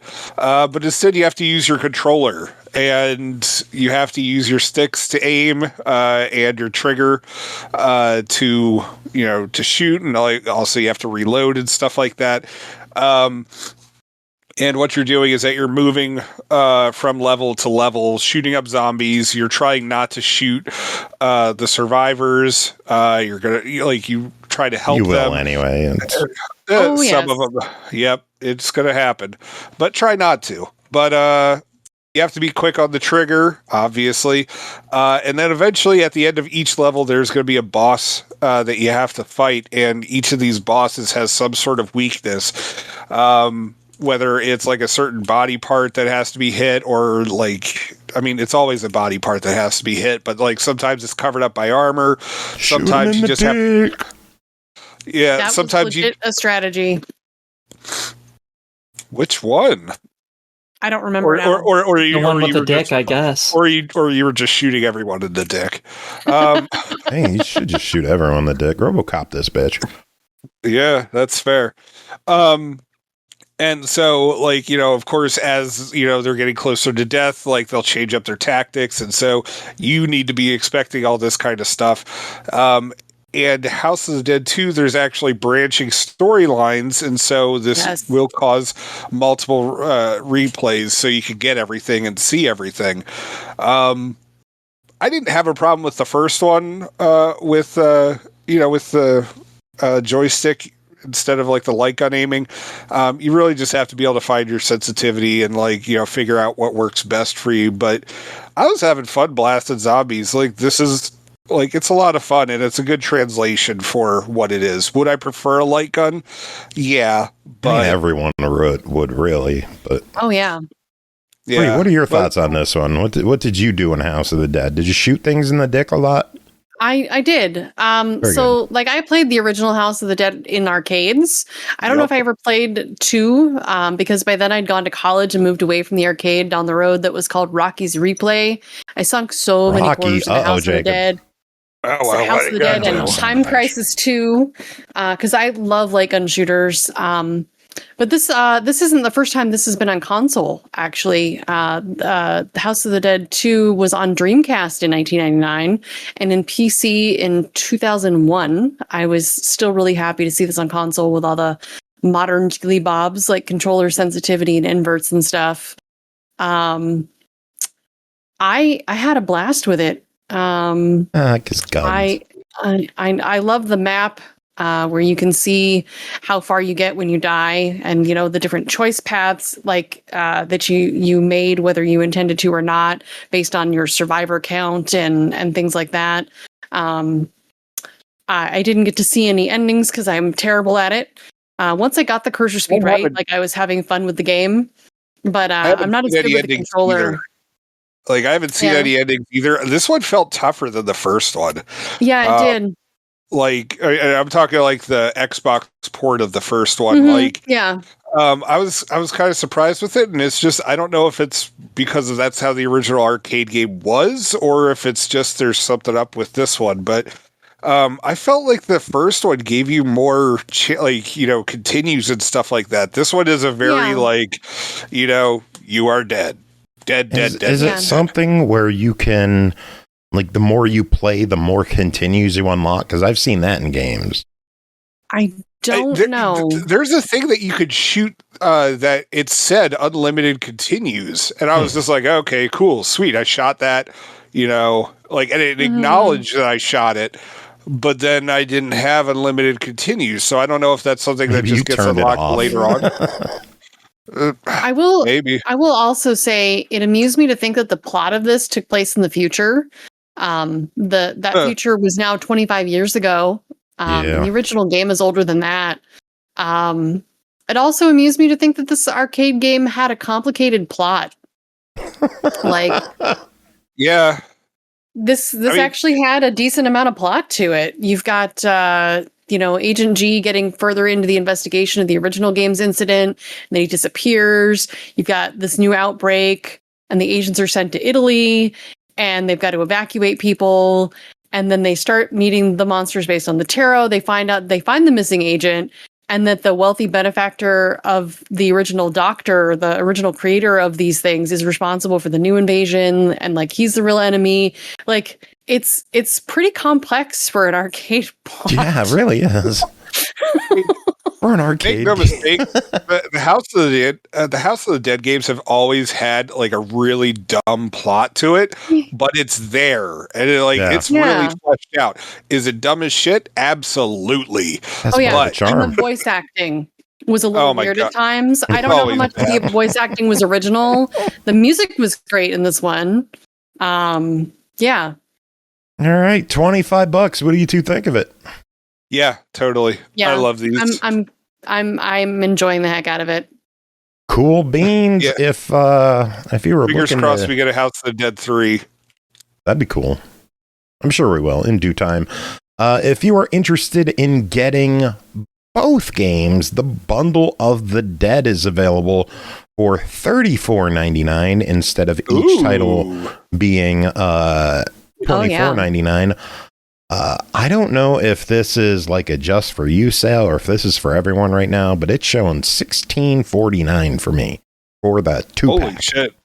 Absolutely. So if you can grab it for that price, do it. If you could, yeah, absolutely. And the first game shown for $249. So if you don't have the first one, at least grab that one. Yeah. Yeah. Next up, Uno, Show 'em No Mercy, and Uno Ultimate, developed and published and provided to us by the fine folks at Ubisoft. Say thanks, Bri. Thanks. The Show 'em No Mercy DLC launched October 21st as DLC for Uno for $4.99. Uno Show 'em No Mercy is the most cutthroat version of the classic card game yet. It doesn't play nice. Embrace a new way to win. 4 rules designed to ruin friendships, and 6 action cards so brutal they should be illegal. Ready to watch the world burn? Yep. Part of Uno, the Ultimate Edition, which is $29.99. Get the full Uno experience with the Ultimate Edition, which combines the base game and 9 DLCs. From Mattel's iconic games to Ubisoft's best-loved worlds, each adds a unique twist to the classic gameplay. Whether you're in the mood for party fun, strategic chaos, or themed adventures, Uno Ultimate Edition is packed with variety, surprises, and hours of fun. Bri, first things first. Is the game working? That is literally the first note I have here, is that first and foremost thing to mention is that Uno on Xbox finally works for me. Yay! If you've struggled in the past to get your game to work, try it again. You might be pleasantly surprised. I found this out a couple weeks ago before I even knew I was getting this DLC, and finally completed the achievements with a friend. There's a new developer logo screen that comes up when you load in the game. And they may have been responsible for this new DLC, but whatever it is, they have fixed the problem. So, if somehow you've never played Uno before, it's a card game where you play off the pile, either matching color, number, or special cards. When you can't play, you draw cards. The goal is to get 0 cards before anyone else, and when you have only 1 card left, you shout Uno. That's the most simple way I can put it. Special cards allow for you to change the color, make your opponents draw extra cards, reverse turn order, or skip the next person in line. It's chaotic fun, and you should probably give it a try if you haven't. Playing this with friends is the way to go, and the video game means you can do that even at a distance, so it's great. There are multiple variants you can place on the original rules, and there are some settings in the game for house rules that you can play with friends, or there's DLC you can purchase that give you some new card styles and rule sets to spice up the classic game. In this DLC, you have a brutal set of rules. There is a setting for house rules that change every day on the server. And there are 2 ways you can win. Normal way, where you shout Uno, you get rid of all your cards, or the last man standing. Using the new mercy rule, if you have 25 or more cards, you're out. And the last man standing wins the round. To make this more exciting, there's new action cards including Wild Draw 6, a Wild Draw 10, and then you have a Wild Reverse/Draw 4. There's also Wild Color Roulette card that forces others to draw until they get a card of a specific color. And if you play with that mercy rule, you understand how quickly you're going to be getting to 25 cards. Goodness. The art style for this was fun. It's like old pop art comic book style with shading dots and bold colors and designs and swooshing lines and the like. I think my first 2 games of this over were like, they were really done quick because of that mercy rule. There was a lot of hand swapping going on as well because of the rules. It was just chaotic. This No Mercy bundle looks insane. Like a draw 10? Oh my god. It's brutal and fun. Like you have to really like, you're going to have cards to play, so there's almost always something to play, but like you've got to still like throw people off. It's a different strategy. How much cursing was there in this game? I mean, I think I was playing against bots, so you know, there's only so much point in cursing. But I plan to see if I can get some other people I know who have this game to play it with me. I need to get the No Mercy DLC for injury. Still. Yeah. But you can buy this separately for $5, as was mentioned. I know you're going to go over the pricing again. Yep. But and the Ultimate Edition for $30. And thank you to Ubisoft for providing me with the Ultimate Edition so I could check out all the cool DLC in the pack. Indeed. There's some good stuff in there too, like the Rayman, Assassin's Creed. There's a 50th anniversary DLC. Just Dance for whatever reason. Yep. What's some of your favorite stuff in this Ultimate Pack?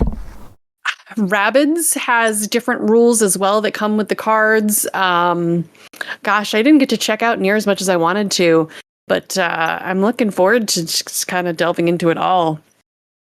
But I would say this new DLC, Show No Mercy, or Show 'Em No Mercy is what it's called. Yeah.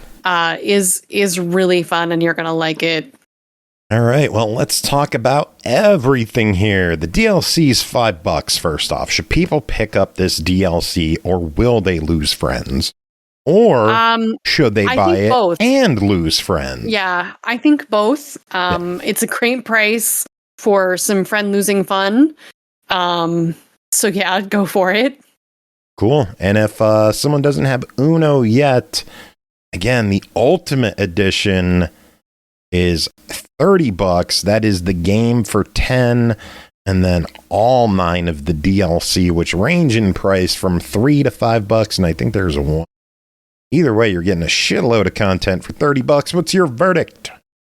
I say buy it. Like, if you don't already have the game and the DLC, like, this is really fun. You're missing out if you're not playing.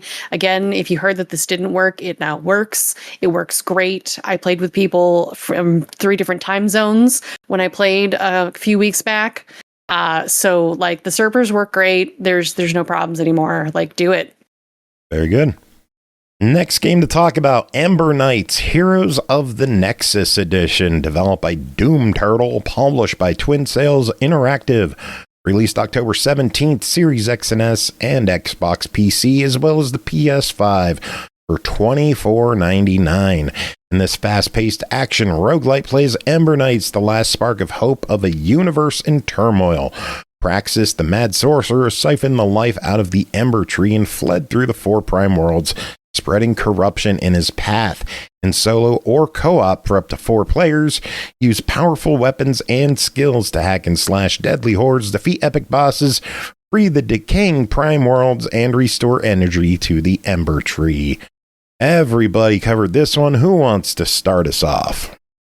I can. Go for it. All right, so this is a roguelike game where you can play alone or with friends, online or local. I feel like this would have been more fun with friends than it was by myself, but scheduling this week just didn't work out to play with everybody.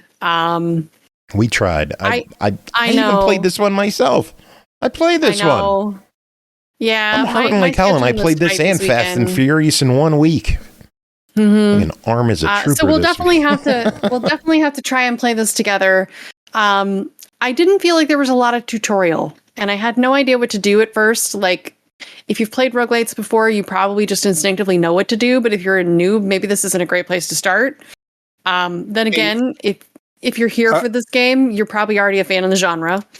I mean, the thing is that it wanted to make it so you progress through the plot like almost as like its own tutorial. Like, and so it introduces certain mechanics as you after you finish your first or second mission. Yeah. I'm content to you. I don't like that term, slow drips. That's weird. Anyway, but yeah, I'm kind of in agreement with Bri on it. Like, I would have preferred like an actual tutorial, and then it could introduce stuff in the plot as it wanted. But I don't know. Yeah, like when you start, it's literally just like it shows an A button and you push it and you roll, and then it shows an X button and you hit it and you swing, and it shows the RB button and you pick something up. And it's like, go. Yeah. So you're an Ember, like a little ball of flame, and you also have armor, and that makes you a knight.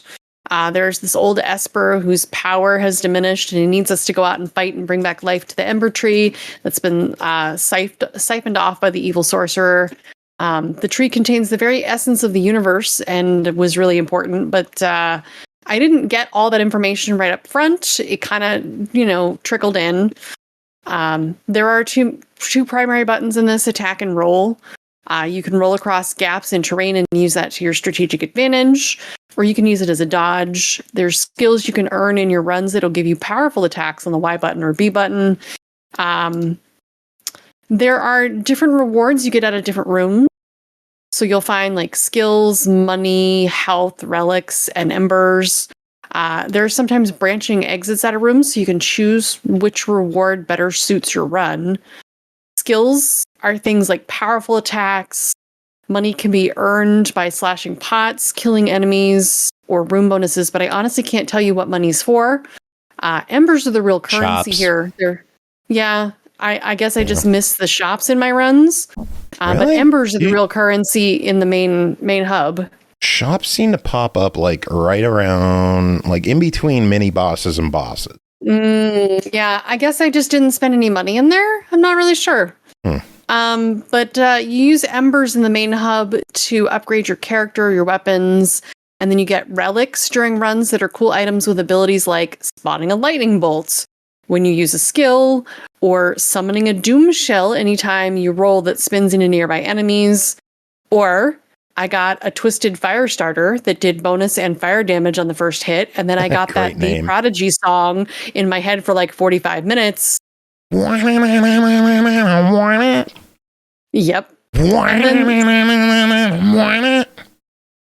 And then some of the effects stack, like you can get more than one twisted fire starter, and then the song is still in my head. You have adjustable difficulty. Yeah, I know, right? Adjustable. Kids corn. Kids are listening to friggin' Prodigy afterwards. Adjustable difficulty that can be changed at any time. Automatically set it to easy. Yep. Yeah. Combat was pretty snappy. My first run on easy, I made it to the mini boss, so I felt like I was making good progress for a newcomer to the game. I died to Guzzle Wound, which looked like a giant mosquito. I made it on my second run a little bit further, so it felt like, good progress. I got a little further, which is the point of the style of game. Enemy types vary a good amount, but not so much that you can't learn their patterns. So you have some worms that burrow underground and emerge, and then I think they shoot projectiles. Those things are dicks. Yeah, they leave a trail as they move, so it's not like a complete surprise. You have enemies that spin around. You can only really damage them when they're stopped and dizzy. Other enemies continually spawn smaller bug-like enemies. So just even in the low levels, there was like a good variety. I think there's 5 different biomes with different flavors to them. There's like 4 prime worlds to explore as part of the story. You can actually play during the best credits. run, I got to the 3rd biome earlier today. It helped because in like one of the first rooms, I got a relic that every room I go into, I get 10 health back. Oh, That yeah. saved my ass. I flew through that like to the. Yep. I think the 3rd mini boss killed me. Mm-hmm. I was impressed with how good I did on that run. That sounds awesome. I think I got a relic that was similar, but it didn't do like 10 health every time. It was just like 1 or 2 health every time, but it healed every time I went to a different room. So yeah, that was definitely helpful. The graphics were excellent pixel art with great shading, fun lighting, and effects work. It's very flashy though, so be warned. The music was pretty good fantasy fare. I thought the music in the title screen was pretty epic. The death screen loop was lovely, and the rest of the music really complemented the action. I will say this: I do appreciate that it was quick with the death screen loop. Like, I still have trauma from Too Human and having to sit through the Valkyrie, like 90-second thing every single time I died. Yeah, I could see that. This edition contains the Wrath of the Architect DLC, so it automatically comes with the new bosses, mini bosses, weapons, skills, and altered versions of the Prime Worlds with new enemy hordes and attack patterns.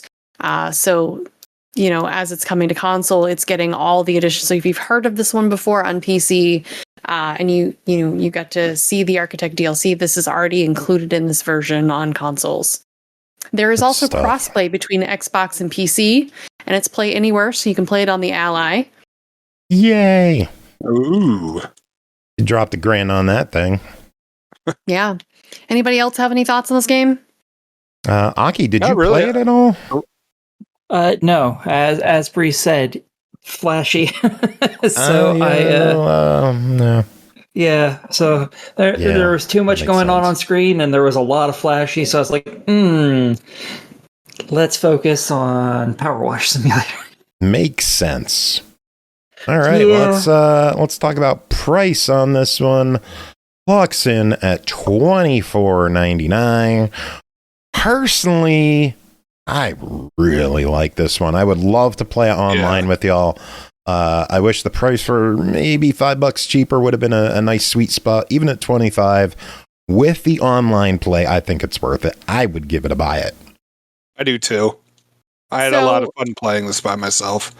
From a technical standpoint, this one checks all the boxes for a good roguelite, and I can give it a buy it at that price. But from a personal standpoint, it did not stand out for me or hook me in any way as something new and special.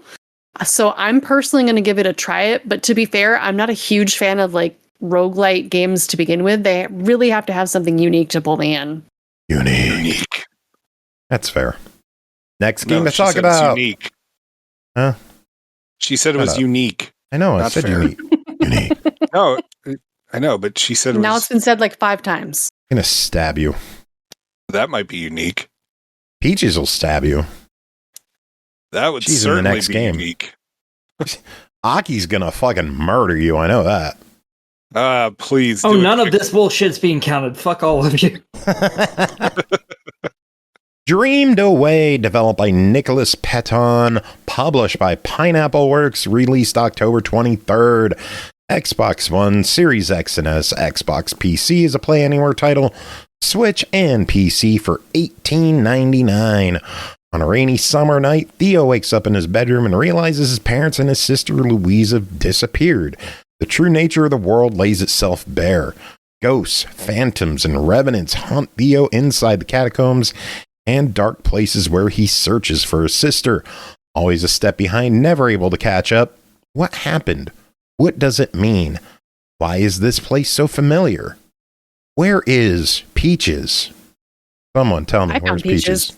Did you find Peaches? Where's Peaches? I did. Tell us about it. Peaches. Well, I don't want to give it away. I don't want to give away where Peaches is in the story. That's half the fun. So yeah, this is a story about siblings. Theo loses his sister to Louise to some kind of like supernatural forces.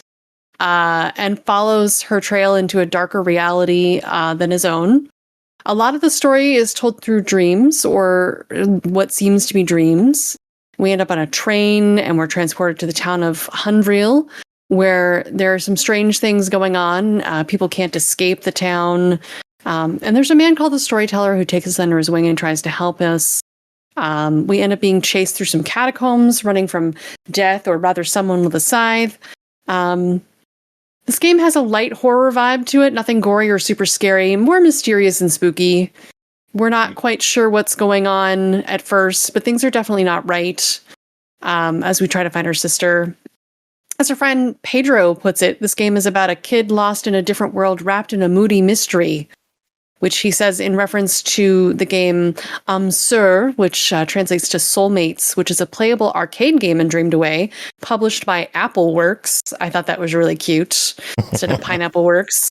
And there's a playable arcade, it's like a puzzle game where you push two souls together, and then it switches into like a tandem movement puzzler. I thought that was really cute. And the game features 6 chapters, in the story, and chapter 5 gives us some big decisions that will change the outcome of the story. But as I learned, some of your really early decisions definitely can have some interesting outcomes earlier on in the game. This is a pixel art RPG. We have books to save in, beds to rest in, money and items to steal from every table and box we can find. There's shops to spend our money on healing items, and the first boss you run into has a shop followed by a save book, so I totally knew I was in trouble. All the healing items in this game are food, like croissants and sandwiches, bananas, and broccoli. The broccoli had an interesting side effect where you could heal for full, but it reverses your controls for a turn, which is challenging, and I'll explain that a bit more in a second. My next note is about difficulties. There's dream, reality, and nightmare fitting with the theme. You can change this at any time during the game by going to options, and none of them have any effect on achievements. Just depends on whether you want the enemies tough or you just want to enjoy the story. And I can say, honestly, some of the combat is tough even on story or on dream mode. Speaking of achievements, they are all secret by design from the developer. We talked about that during the interview we had. Last week, was it? Yeah, I've already lost track of it. It was a great interview. Episode 1088. It is the one that's 5 hours long.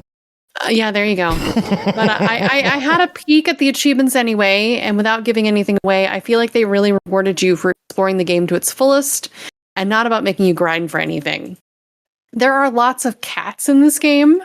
Joe's cat Peaches is in the game as a side quest in Chapter 3. Yay. Which was really cool and had a secret thing at the end. But yeah, Peaches is the one you can't pet. And that really fucking tracks. Fuck that cat. Yeah. I messaged Joe earlier when I was in that section, and I was like, your cat keeps running away from me. I was like, yep, you'll never catch it. Ever. Yep. You will never pet that cat. Yeah. And you won't. At one point in Chapter 2, I was looking for a missing cat, and I ended up with a whole parade of cats behind me, and it was delightful. Completely unrelated to this thing, but yes, of cats. Combat is a little different in this. You can see enemies on the screen, and sometimes you can avoid them. For the most part, though, if you're in proximity, they may dart at you. So initiative is kind of random. Sometimes it's clearly like they surprised you because they absolutely came up behind you, and other times you'll get to go first, but not necessarily given if you attack the enemy head on. There's a little bit of twist on turn-based combat. On your turn, you choose your attack, and your bar will show up with marks toward the center and a moving sphere. So, like, you have a little bar, and you want to press as close to the center as possible to get more damage. If you hit the exact center, you get a combo that allows you to do that a second time. When it's the enemy's turn, you have one of two things to do. Either they will throw things at you to dodge, or else you take damage, where you'll see a little red box in the middle of the screen, and then like a rhythm game, you have to hit the proper arrow key while it's in proximity of the box to avoid damage. If you get all the arrows, you take no damage. So it's like mini games that you have to play to avoid taking damage, which is pretty different. Another thing to note about the combat is the further you get into the game, it's not just the hit points of the enemy that get bigger, but the mini games get harder. Either your bar that you attack with moves faster and you have less time to make a good decision on how much damage you do, or you might have 2 boxes in the rhythm game, and like a lot of swirling arrow tiles, where the box will move around so you can't easily plan your next button press. Or the dodging sections, you'll see different patterns to your new enemy's attacks. It's really quite clever and keeps it from getting boring like your standard turn-based RPG. Another feature of this game is that you have a bank for your money to keep your money safe. The pixel art in this is great. The sprites or character models and the scenery have their own style to them that doesn't look quite like other pixel games. There's little details I don't always expect out of a pixel art game, like breathing light effects, reflection work in mirrors, weather effects, even a goldfish and a bull swimming around on a loop.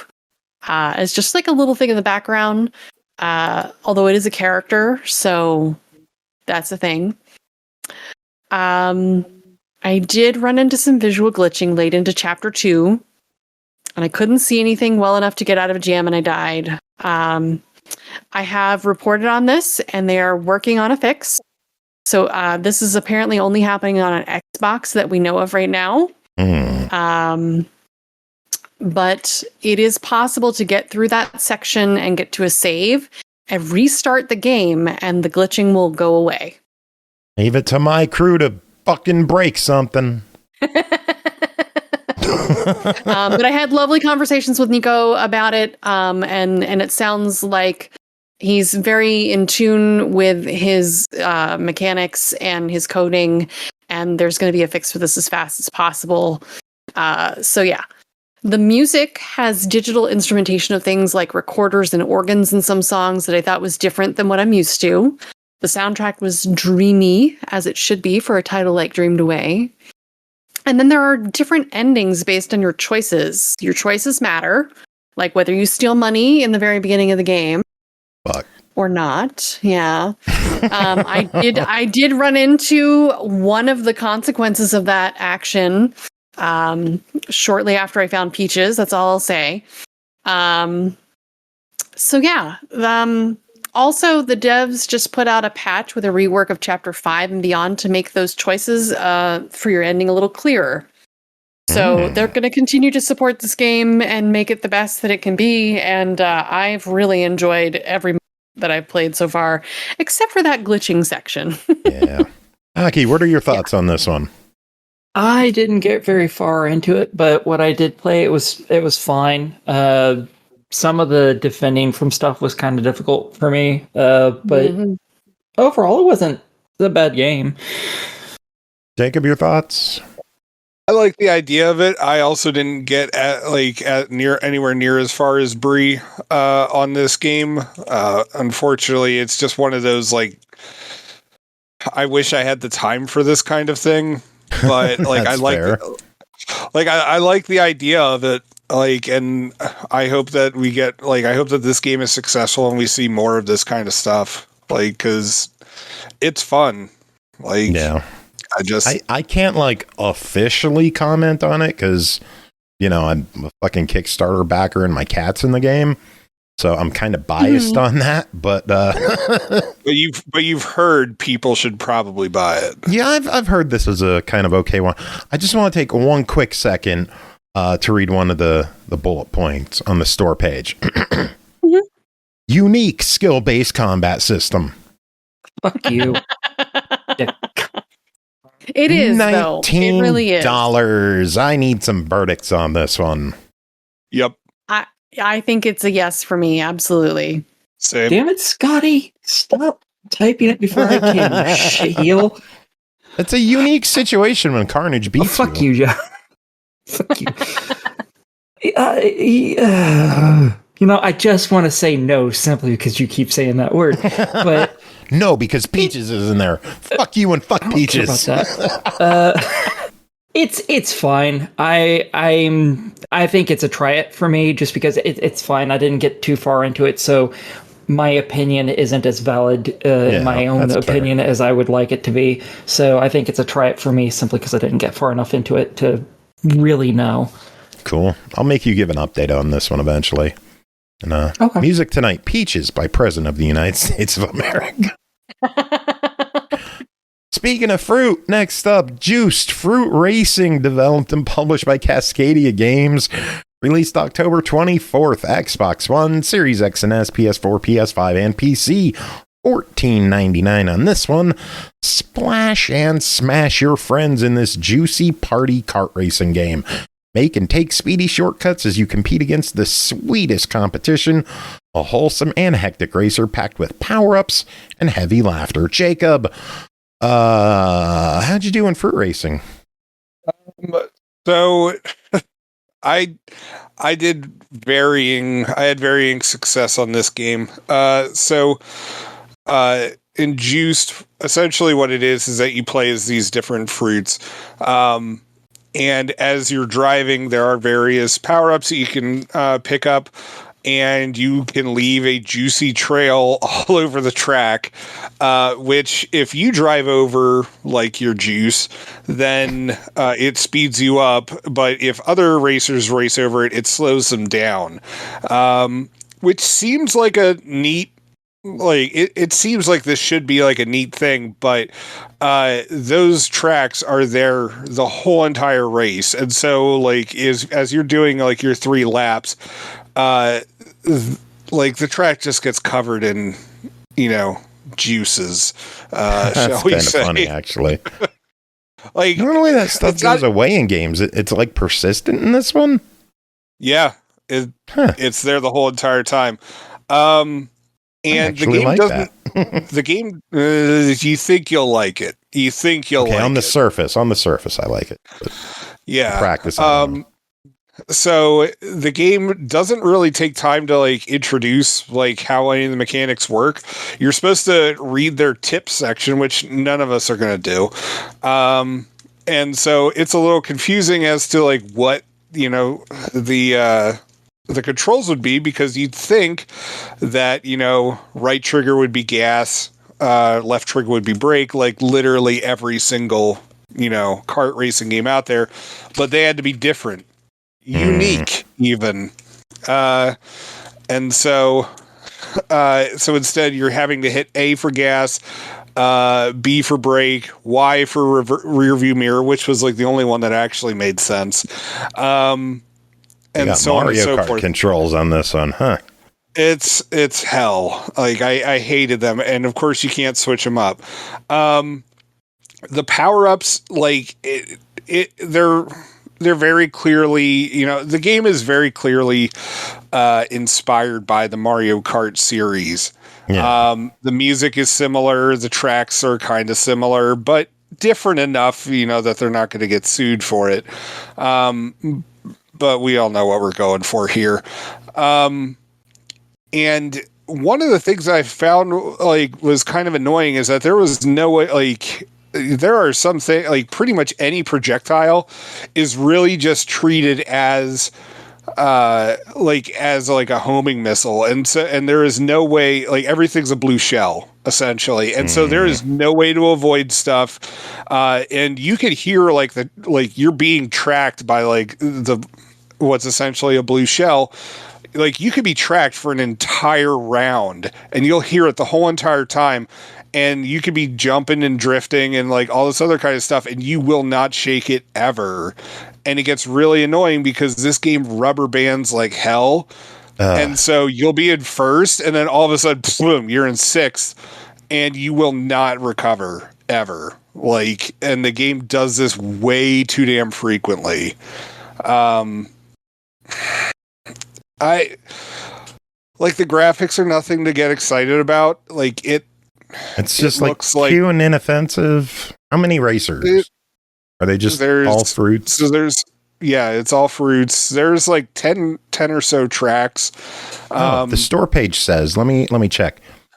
There are 16 unique tracks with tight corners, hills, and valleys, and lots of boosts. and the nice thing is that the achievements are going to be an easy kill on this. You just have to essentially play every single track and, drift once, fire off a weapon once, get somebody with your weapon once, that kind of stuff.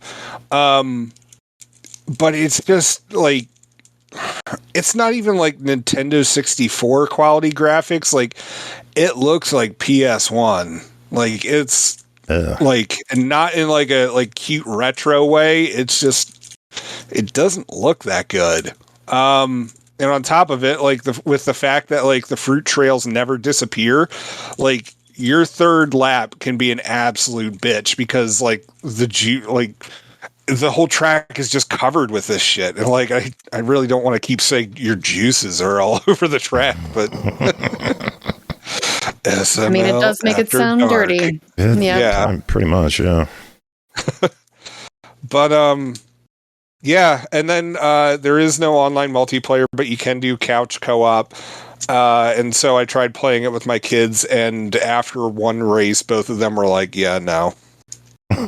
So, yeah, this is unfortunately not going to be one that's going to last on the Xbox once I 1K it. That makes sense. All right, well, it's $15. Need a verdict.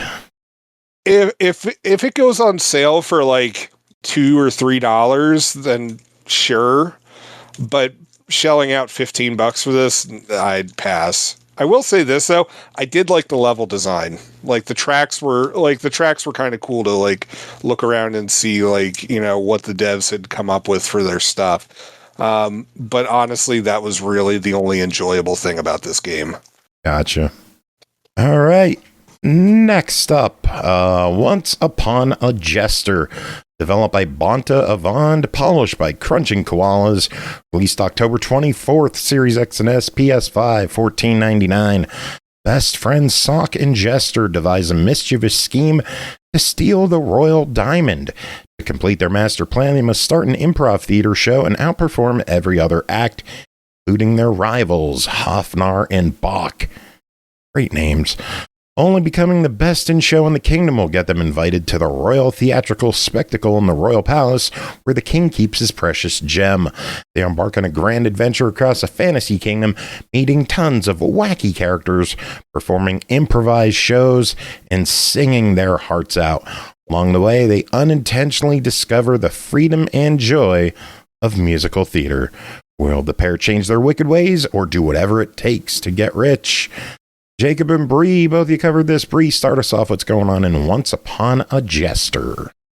So this is the story of Sock, a sock puppet man, and Jester, who's a jester. They're improv actors, and their humor is kind of goofy. The story starts off small, just a stolen one-of-a-kind scarf, but Sock and Jester aim to steal the Royal Diamond. It just so happens that the princess is hosting a festival for theatrical acts, and the winners of the local competitions can come. So we've got to come up with and plan to perform well and steal a diamond. We need to get 15 bouquets of flowers thrown at us in 3 different towns for the invite. We have to polish up our act. First, we have to read the crowd of people to determine what kind of show they'll like. Drama, romance, action, musical. And then we have to build a show around what we find using our stickers. We have to access we have access to based on our talents. Once we've done our research and made a snazzy poster, we get to start the show. And then you have little bars that come up for you to do quick actions where you can tap or hold inside the green area of the bar.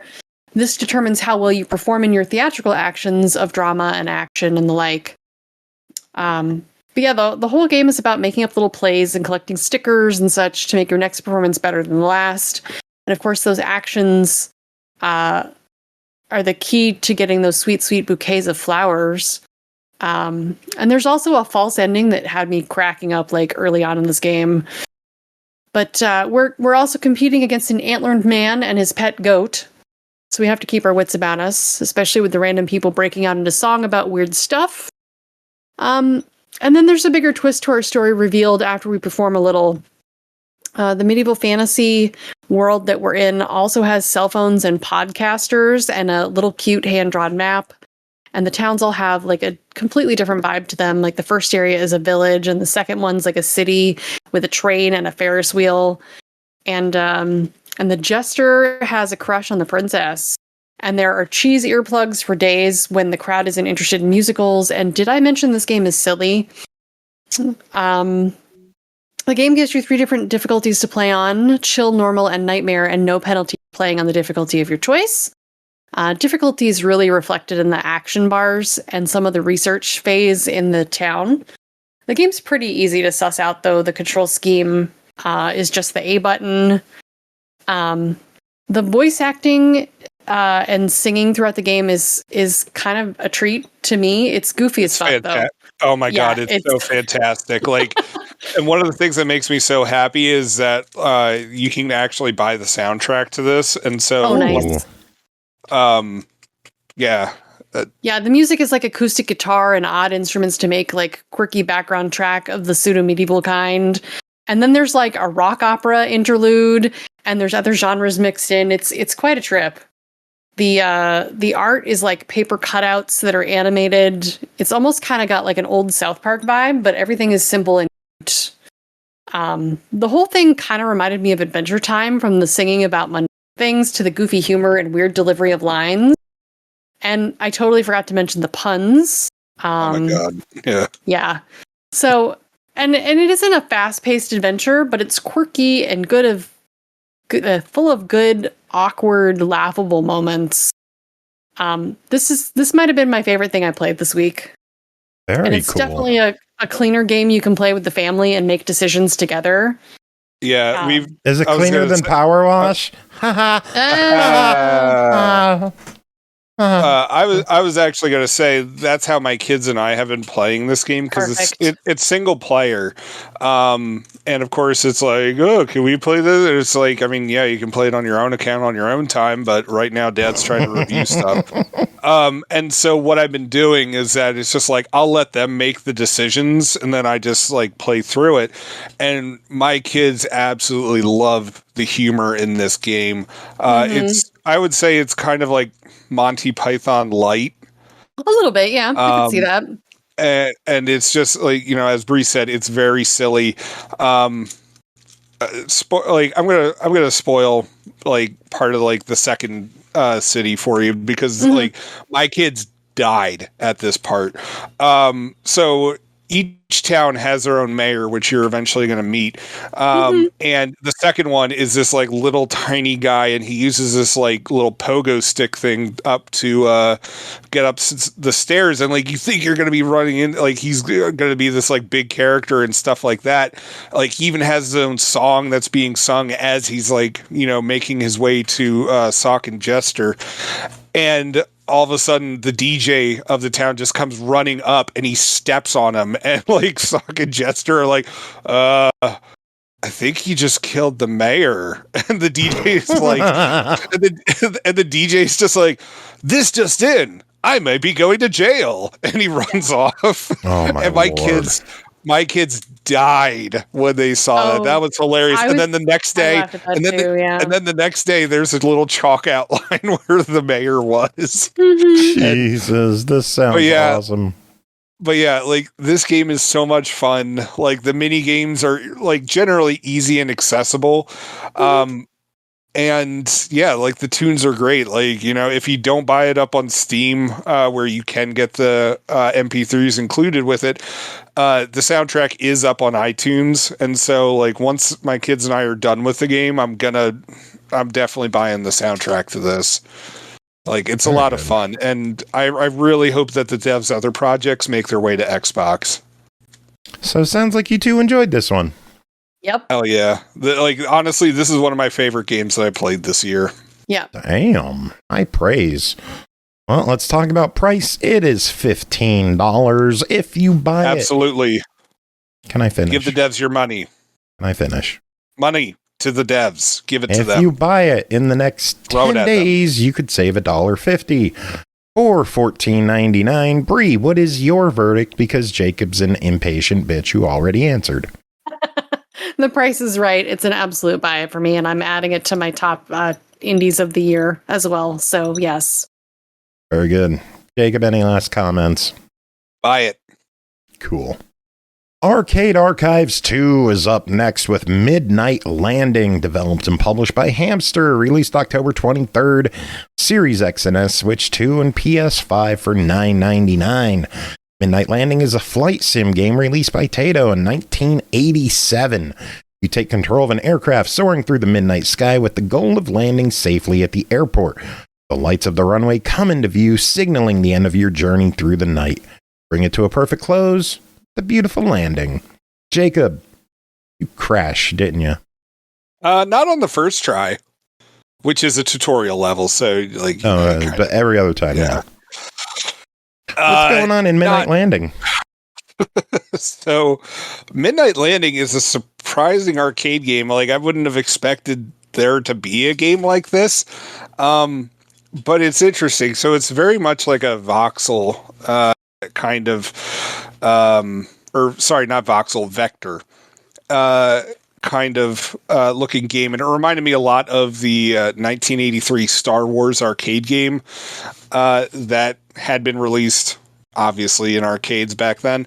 But what you're doing in this is that it's pitch black out. You're flying a plane and you have to land it successfully on the airstrip, and you have to account for all sorts of stuff, like, the wind speed, and, making sure that, you're coming in at the right angle and the right speed and all that other kind of stuff. And also managing to keep it, steady the whole entire time.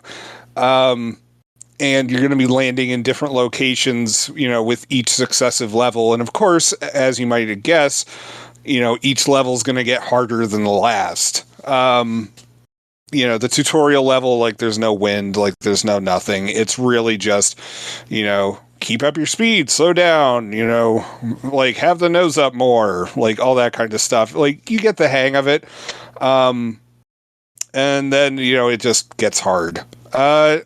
Honestly, I would have expected this to be like a PC game, not an arcade game, but I had fun playing this. Like, it was surprisingly, it doesn't sound like a weird game when you, when I describe it, because it sounds like half of a flight sim game. But yeah, it's just weird that, there was an arcade game that's based on just landing a plane successfully. Doing the hard part of the Top Gun NES game. Yeah. It's not often that this is the thing that gets, it gets the kids pumping the quarter, in the machine. Yeah. But, honestly, I thought it was weird and fun. I liked it. All right. Well, as usual, in the Arcade Archives 2 version, it features the time attack mode. There's also VRR support, so you can have better looking visuals if your monitor supports that kind of thing. This looks to be like niche of the niche when it comes to Arcade Archives games. It clocks in at $10. What are your thoughts on this one? I don't know if this will ever go on sale. You might want to. It is niche. I will give it that. I had a lot of fun. I'm okay with the $10 price tag on it. It may not necessarily be like the, you got to rush out and buy this immediately kind of title, but it's fun. It controls well. It has enough challenge to it. I like it. I'd recommend it. Very good. And as a preview for those who listen to our Thursday shows for the ACA coverage, next week we'll have Scion, paid game from 84. There you go. Next game, Halls of Torment, developed and published by Chasing Carrots. Okay. Released October 23rd, Series X and S, Xbox, PC, and PS5 for $9.99. The Boglands DLC released the same day on Xbox, PS5, and PC for $3.99. A bundle with the game and DLC is available for $11.99. Slay hordes of terrifying monsters in this horde survival roguelite. Descend into the halls of torment where the lords of the underworld await you. Is Timmy down there with the lords of the underworld? Treasures, magical trinkets, and a growing cast of heroes will grant you a sub from Raider Biz. Thank you, Raider Biz. Always good seeing you in here. Enjoy the kitty cats. Enjoy the emotes. We are talking about Halls of Torment, which will power you to vanquish the horrors from beyond. So yes, subs will power you. How long can you survive, Jacob, with the power of Raider Biz's sub? How long will you survive? You're already like dead, 10, aren't you? You died. You died. You lost. I mean, yeah, right. You are going to die a lot. Hey. I mean, yeah, you are going to die a lot. So pretty much think of this as like Vampire Survivors if it had more of like an Ultima kind of look to it. That style of like old school RPG. And yeah, it's just like you're going through all these different areas. You have to take down as many monsters as you can. You'll pick up items and relics along the way that can help arm you and make your guy stronger. And of course, you're going to die eventually, which is fine because then you're just going to go back to the beginning, and whatever currency you've picked up, you're going to use that to invest in like new skills for yourself, and then you're going to go back and do it all again. And sometimes you might unlock new characters while you're doing it. Yeah, it's just like, it's hard as hell. Like, but like there are plenty of bosses that you have to defeat, and I will say this, like I did there is like a sense of accomplishment like when you do take down these bosses, because a lot of them it's just you have to do like a lot of dodging, and like there's no button for it, but it's just like you have to figure out their attack patterns and move around them like an old school game. And if anything, it's just like when these bosses drop items, you're like, oh shit, I need to go pick that up. But then like there's also like a horde of skeleton guys like, swarming near you, and it's like, oh shit, I can't go pick it up right now. But yeah, and so as you upgrade your guy, like you're going to get obviously more powerful, and the runs will become slightly easier, and then you'll unlock new missions, and these missions, like you're actually going to run into NPCs who later on in the game, they're going to be able to help you out in different stuff. But it's like a lot of like, oh, I've been locked down here. Thank God there's somebody. Go find the key. Fuck me if I know where the hell the key is. And so, yeah, sorry, guys. Yeah, probably. Yeah. Well, but we need somebody to power wash it off. But yeah, like I'm having fun with it. The Archer character sucks. They always suck in these kind of games. I've never known that the base game has the Bard Core update.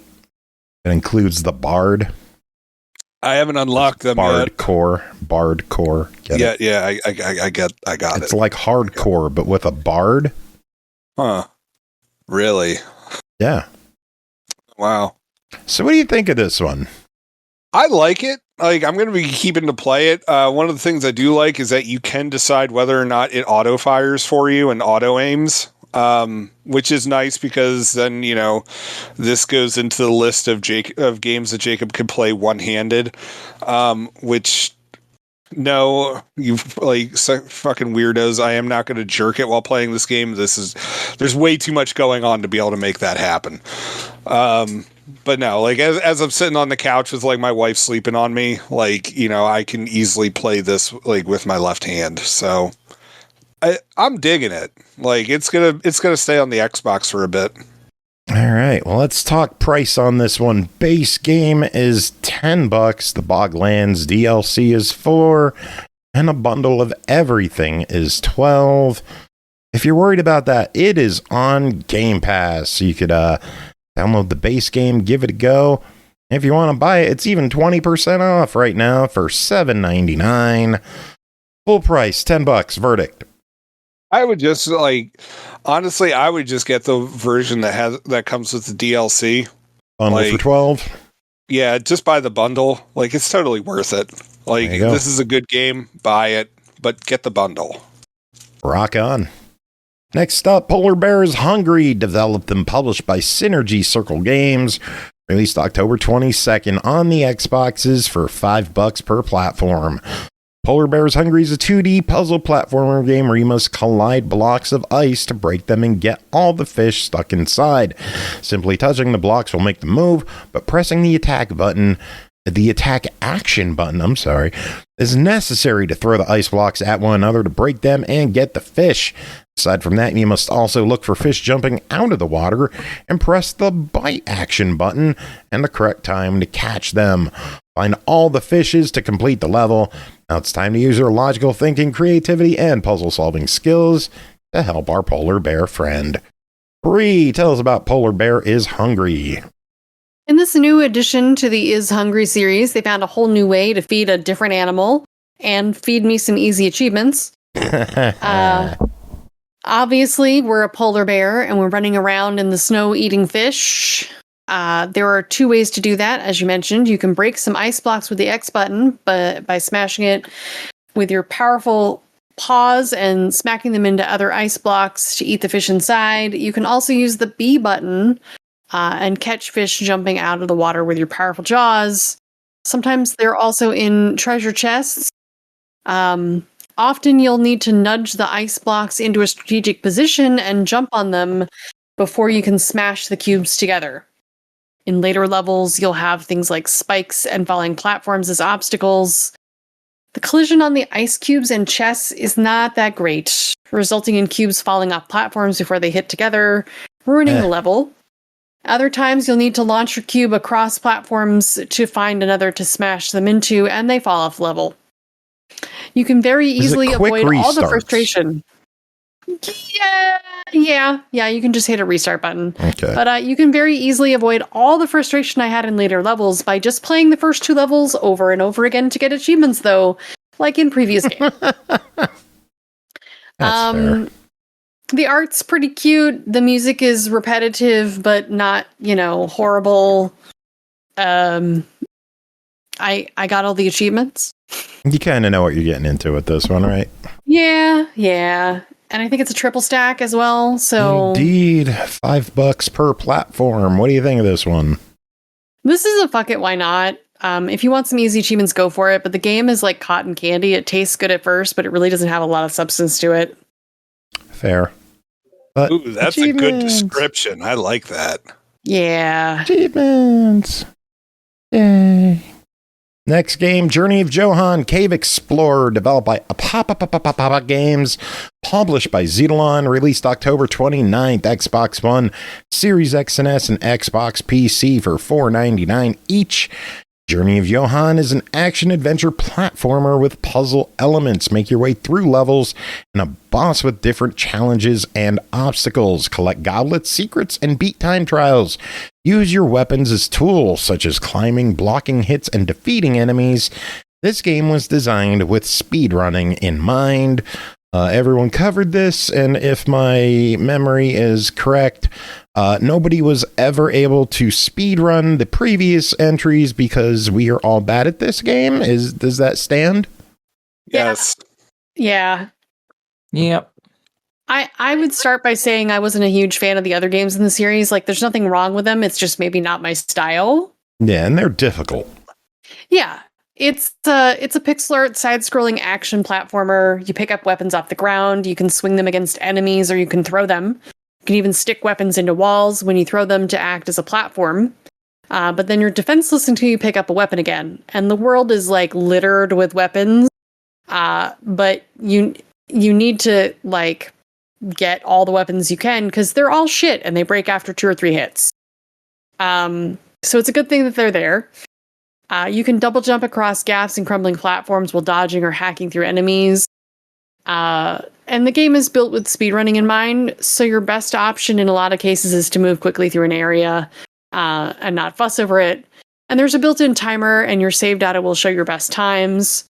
There are also some extra challenge goblets or something in each level, and there are a couple of them you can try to get easily, but I was able to get like the first one in the first level, and then I died trying to get out of the pit I found it in, so I gave up on them after that. I was pleasantly surprised that there is controller remapping available. There's also 5 save slots available for reasons.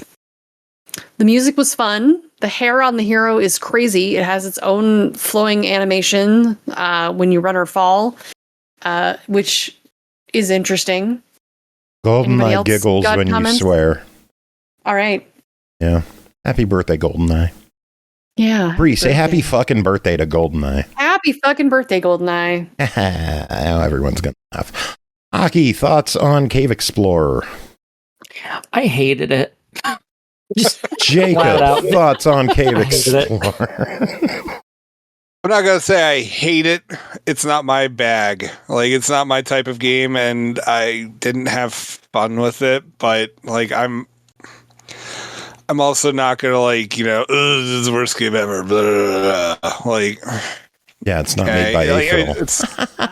The game functions as it appears it intends to, but I wasn't having fun with it, and it took me far too long to get through the first level, and I wasn't enjoying it. So I think Xitilon kind of expects this one to not get great reviews because the series is just so hard.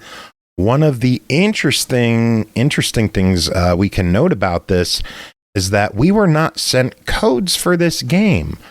We had it already.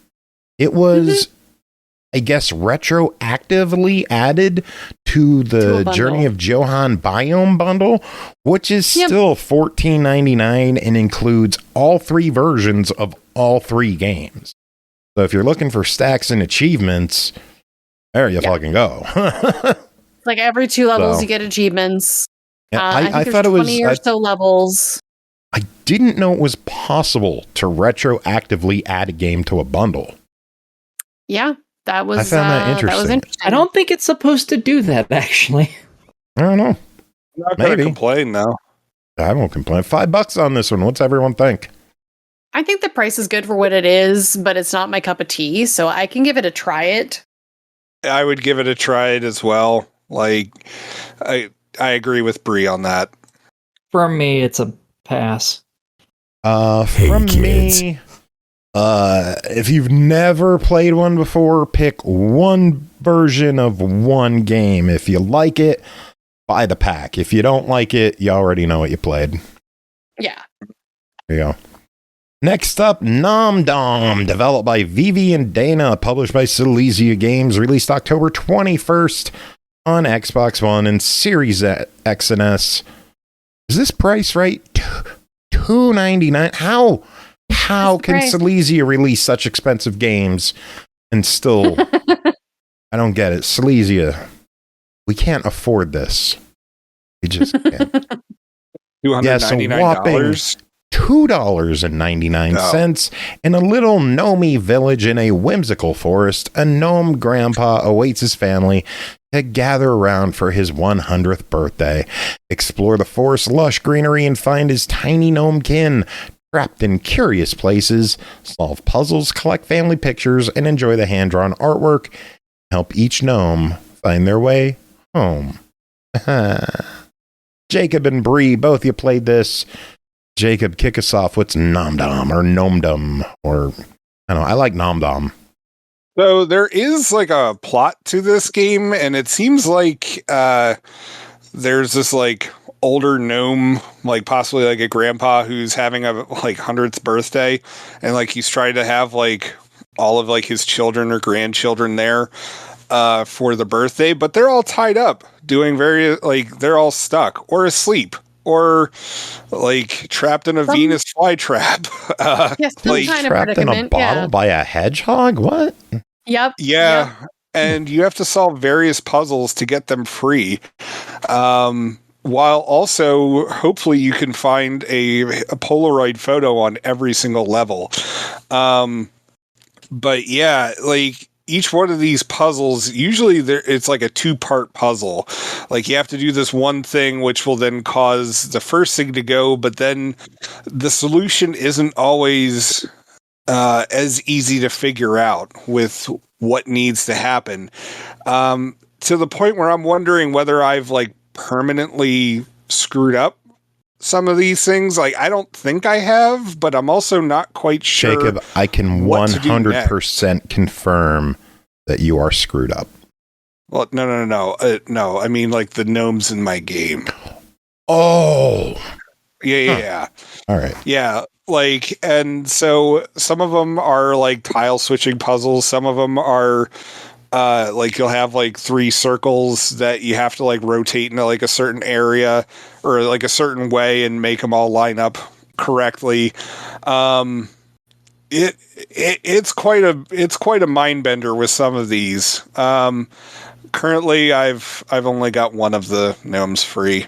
But you suck. Yeah, I'm trying. So Bree, how'd you do? I actually played this one on stream too, and How'd it go? Was it a good reception? It was. I mean, it's a really cute and wholesome game. I found about half of the pictures. I struggled with the puzzles a little, but there's a good variety of puzzles. The thing is, I felt like you have to have done some of these puzzle types in other games to know what you're supposed to be doing. There's not any like hints to it. There was like a slide tile puzzle, a flower petal color puzzle, and most screens have more than one puzzle to get the gnome free. But yeah, I felt like you had to kind of fiddle around with things for a long time or be familiar with the puzzle types already to know what to do. And I was familiar with most of the puzzle types because I've played a ton of puzzle games. But some of them just, I don't know, it was kind of obtuse. To use a word I like. Like for instance, there's one that's trapped underneath a snail, and it's just like the first part I got that, but then I don't know what the heck I'm supposed to be doing next. And it's like, yeah, you can poke the eye stalks, but that's literally the only thing I can play with on the level. And so it's like, is this guy just permanently trapped, or like I don't know what the heck's going on. There's another one with like a spider web. I have no clue what the heck I'm supposed to do with it. The good news is you can bounce around at will. I do like to that. The different puzzles and kind of, maybe something will spark an idea as you're playing around with other puzzles. That's good in puzzle games because I know there's a lot of times if you get stuck on a puzzle for long enough, all you need to do is walk away and come back and you're like, oh, I got it. Just reset the brain. And so I don't know if also some of them like lead from one to the, like, if you have to solve this one and then this one. I don't know. I don't think you do, but like I've been experimenting with a lot of stuff in this game. I think I saved like 3 gnomes so far. And I didn't get back to it, but it's on my list to get back to this weekend. Let's hit the features on this one quick. Charming hand-drawn visuals. Yep. Natural fairy tale environments with atmospheric soundscapes. Yep. Yeah. Simple controls, perfect for all ages. Yes. Yeah. Humorous, wholesome challenges. Yeah. And I mean, there's no violence in the game. Rated M for mature. This is the cut version. Oh, God. Director's cut. A very happy ending. Well, I didn't get to it. We'll find out one day. But I bet the happy ending has to do with everyone showing up to the birthday party. That's where the M rating comes in. Yeah. $3 verdicts. Yeah, definitely. I think I would give it a try it because I think some of the levels might frustrate and confuse people like Jacob. But then I remember the price and I think I could go with the fuck it, why not on this. Like, it's cute and it's a good price. Yeah, I think I would give this one a heckin' sure, why not? Yeah, heckin' sure, why not? There you go. Yeah, I think that one fits better for this one. I have spent $3 on worse things. Heckin' affirmative. That was last week, kids. It's called a callback. Yep. Good stuff. To the 5-hour episode. Indeed. All right, time to head to Kids Corner. George, take it away. Kids Corner! With Jacob and friends. That's right, with Jacob and friends, because Bri's kicking this one off with Bluey the video game, developed by Artax Games and Casual Brothers, published by Outright Games. We are ambassadors to Outright Games for whatever reason. They kind of like us, and they like us so much they gave us a copy of Bluey on Xbox to give away, which we will do later on tonight. Isn't that cool? Yeah. That is amazing. Bluey. Released November 2023 on Xbox, Switch, PlayStation, PC, $40. It is getting a quote-unquote remastered re-release with all the updates and all the content and all that fun stuff. It is not a new stack. It's just a, hey, we still exist, buy us kind of thing. Another new update for real life. This means playing with Granddad, Aunt Trixie, and Nana. Help them on quests from the healer house to the beach to earn and unlock costumes, toys, and more. Have a more enjoyable experience for little hands with easier action to build structures, pick up objects, and play games. Keep track of your new trophies and create more memories in your sticker book. Bri and Jacob, both of you played this. Jacob, you're going to talk about the Switch version in a little bit, but Bri, this is your first time playing Bluey, so tell us about it. Well, it's not my first time playing Bluey. It's my first time playing the DLC. I didn't even realize there was free DLC until Joe mentioned it, that it was on the docket for this week. And thank goodness for the ambassador friends that I have, because I love Bluey the video game. It was an absolute joy to play, even as an adult. This is actually the third update, so I had a whole bunch to catch up on. The first free update has more collectibles, improved controls, new game modes, and then they made it easier to fast travel to different games. The second update is all about Muffin and Uncle Stripe coming to play, and you get a whole new sticker book to collect new things and get the picture, and then there's new costumes. And then the third update is quests, and you just told us about that. I had a blast going back and relaxing to some sticker collecting in between other games this week. It was a good excuse to go back and check out the original quests, too. I got to run around in butterfly wings and a fairy crown. Ooh. Like, at the same time. I was excited. That was some of the new ones. I want to see Jacob in butterfly wings. I got to get, you can get now 5 stars in all the games. So I went back and played some of the mini games, and I played a bunch of Magic Xylophone, where you have to hit the xylophone to freeze your opponents and steal their stars while they're running around and hiding. It's super cute. The other game where you have the Chattermax is probably the most irritating one, and it's still fun. And it's irritating from that perspective as an adult. If you're not someone who has children, it's funny to like watch other people struggle with this. But you have the annoying toy that the adults don't like, but the children absolutely love, and that's what Chattermax is. Very much like a Furby. Yeah, it is. It's kind of like a Furby, and it wants different things, and it's chattery. It's Chattermax. But yeah, so I've never even seen the show, and I love this game. It's absolutely joyful to me to go around and play and collecting all the things. And I'm so happy that they have added more value for the owners of this game. So if you haven't watched the show, I think you and your family will still enjoy this game. And you can play as a group of up to 4 people together.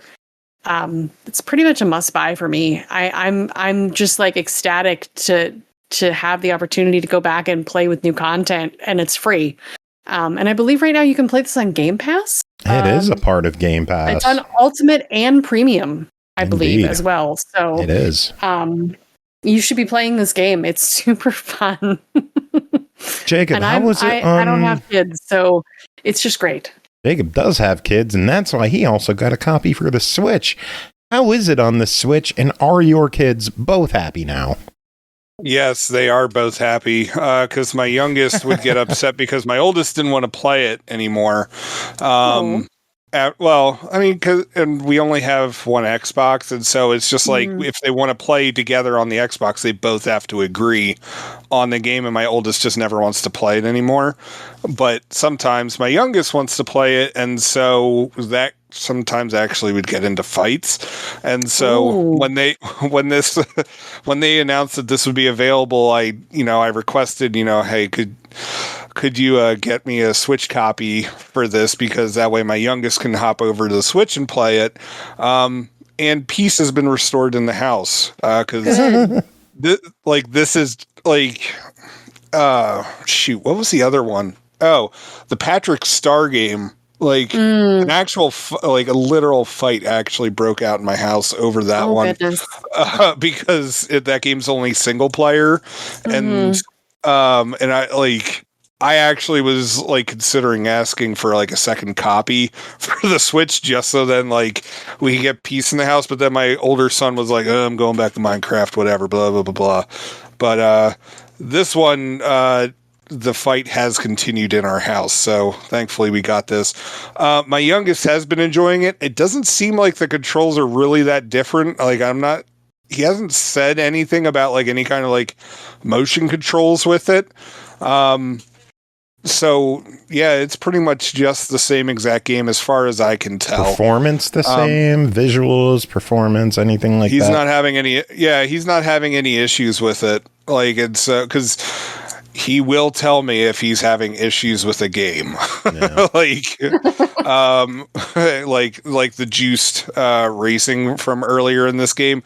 Yeah, he was all too gung ho about telling me all of the issues that he had with it.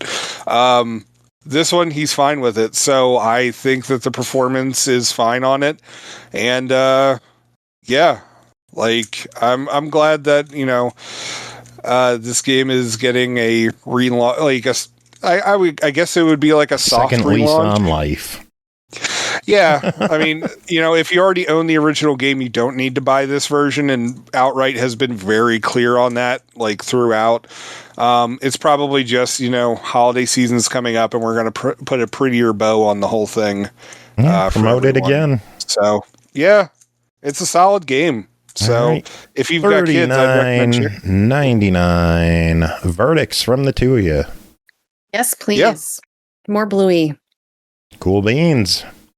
One last game to talk about. We are sticking around in Kids Corner with Dora, Rainforest Rescue, developed by Artax Games, published by Outright Games. Once again, we are ambassadors.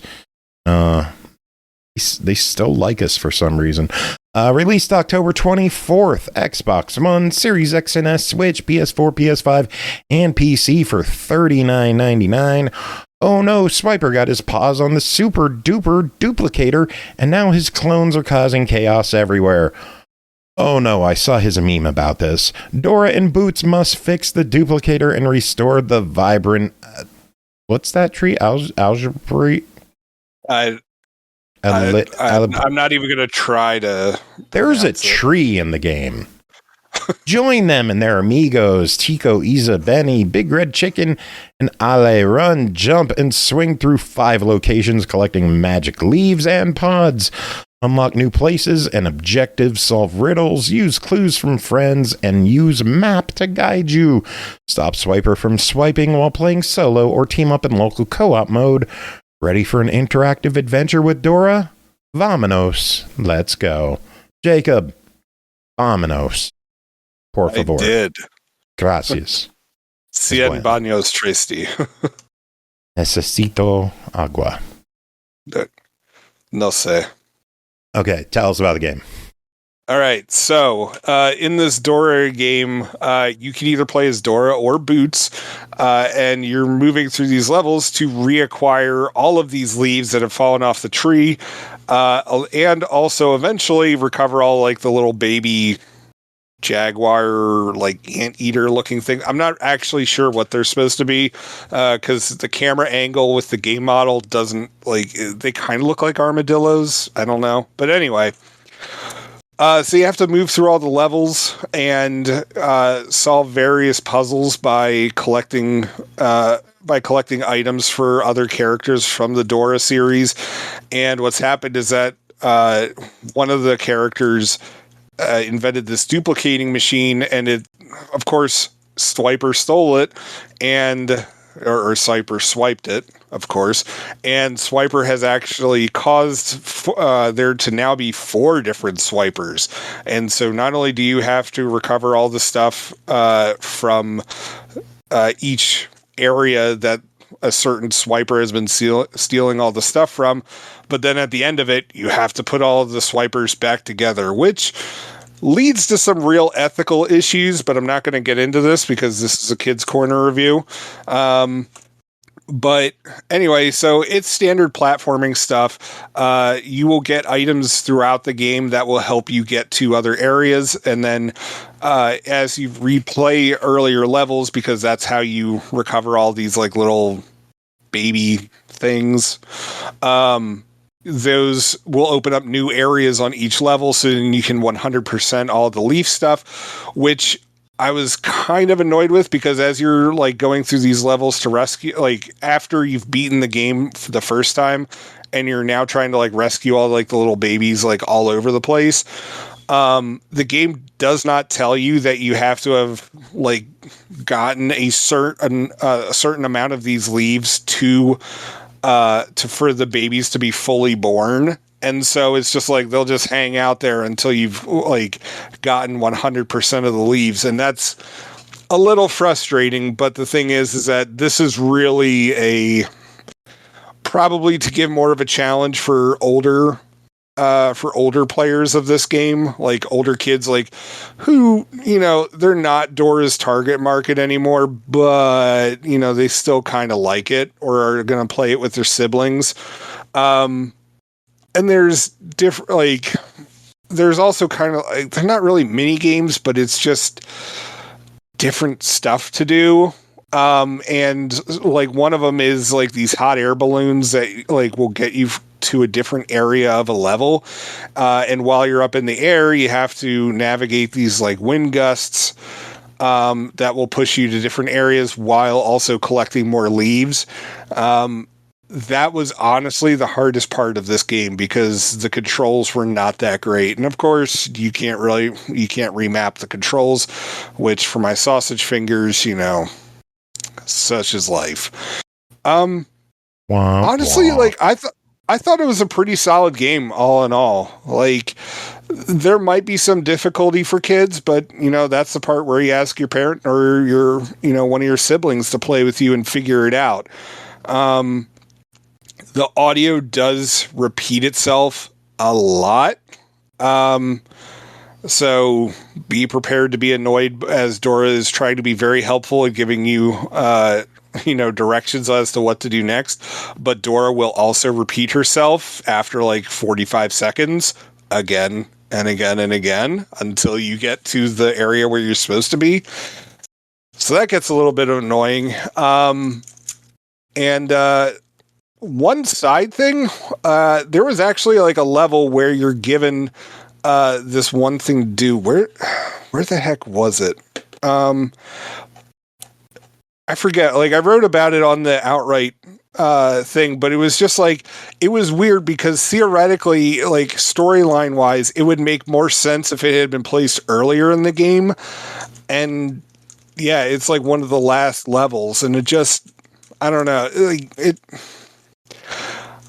some of the stuff, like story-wise, obviously there's not going to be much of a story. It's Dora the Explorer, but like even then, it was still like kind of, that doesn't quite make sense in terms of gameplay. Like, you get what I mean? Yeah. Okay. Anyway, so yeah. All right. Well, this one also clocks in at $39.99. Give us your thoughts on Dora. It's solid. If you've got a kid who's a fan of Dora, yeah, $40 is totally worth it. Like, it's a good, solid game. Cool beans. Another big thanks to Outright for letting us check out those 2 games. As we said, they gave us a Bluey code, and I think we should pick ourselves a winner, don't you? Yes. I don't know. Or we could just leave everyone in suspense. So It's up to you. You got mad at me last time. So? The Alabrichus tree. Yeah. Alabrichus or something. Yeah. Alabrichus. Yeah. It's a It's a brightly colored Mexican folk art sculpture of fantastical creatures or trees or things like that. It was traditionally made from paper mache or wood, and the art form originated in Mexico City in the 1930s when Pedro Linares had a surreal, dreamlike, like issue. I guess he had like an illness, and he was having like visions, we'll call them. And he created all these cool things, and it became an art style. So that's what the tree is, apparently, based on that. Nifty. Sorry, I totally went the history and lore route here, but yeah, that was like. I know really you shot us back to Dora when we were talking about Bluey. I know. I'm sorry. I got really excited about Dora now, and I totally want to play it. I totally want to play that now too. Could you? I'm so hurt by this. Let's pick a winner for Bluey. The winner Yeah. is Jacob. Who did you enter for? BX. Nice. Jacob entered for BX Latino Heat. Gonna be taking home a copy of Bluey the video game on Xbox. Solid Congrats game. to Jacob for winning a contest for once. And congrats to BX for getting the prize. Yay. Music. I'll play some more 1-ups for Halloween since, Sweet. Technically when this episode goes up, it's the day after Halloween, so close enough. What is everyone doing for Halloween? Working. Nothing. Also, oh my Ignoring goodness. kids. Also, if you have a Sonic near your house, tomorrow is 50-cent corn dog day all day. So it's practically a religious holiday for me. No one will hear this in time. Well, except the people in our feed. They'll hear it. I'm sure BX. No one listening to the MP3 Carnage version of this. Carnage probably wanted to know heard about in time. Carnage went to bed. He won't know. Oh, dang it. This is interesting. I just saw a message for anyone who wants to go to MagFest. You should probably buy your tickets in the next 24 hours. Just giving you all a heads up. Are we looking at a November sellout for MagFest? Ooh. Interesting. Yeah. Maybe. If it wasn't for my wedding, I would totally go to MagFest this year. Well. Yeah. It's so weird having like the end of the show be kid friendly for so long.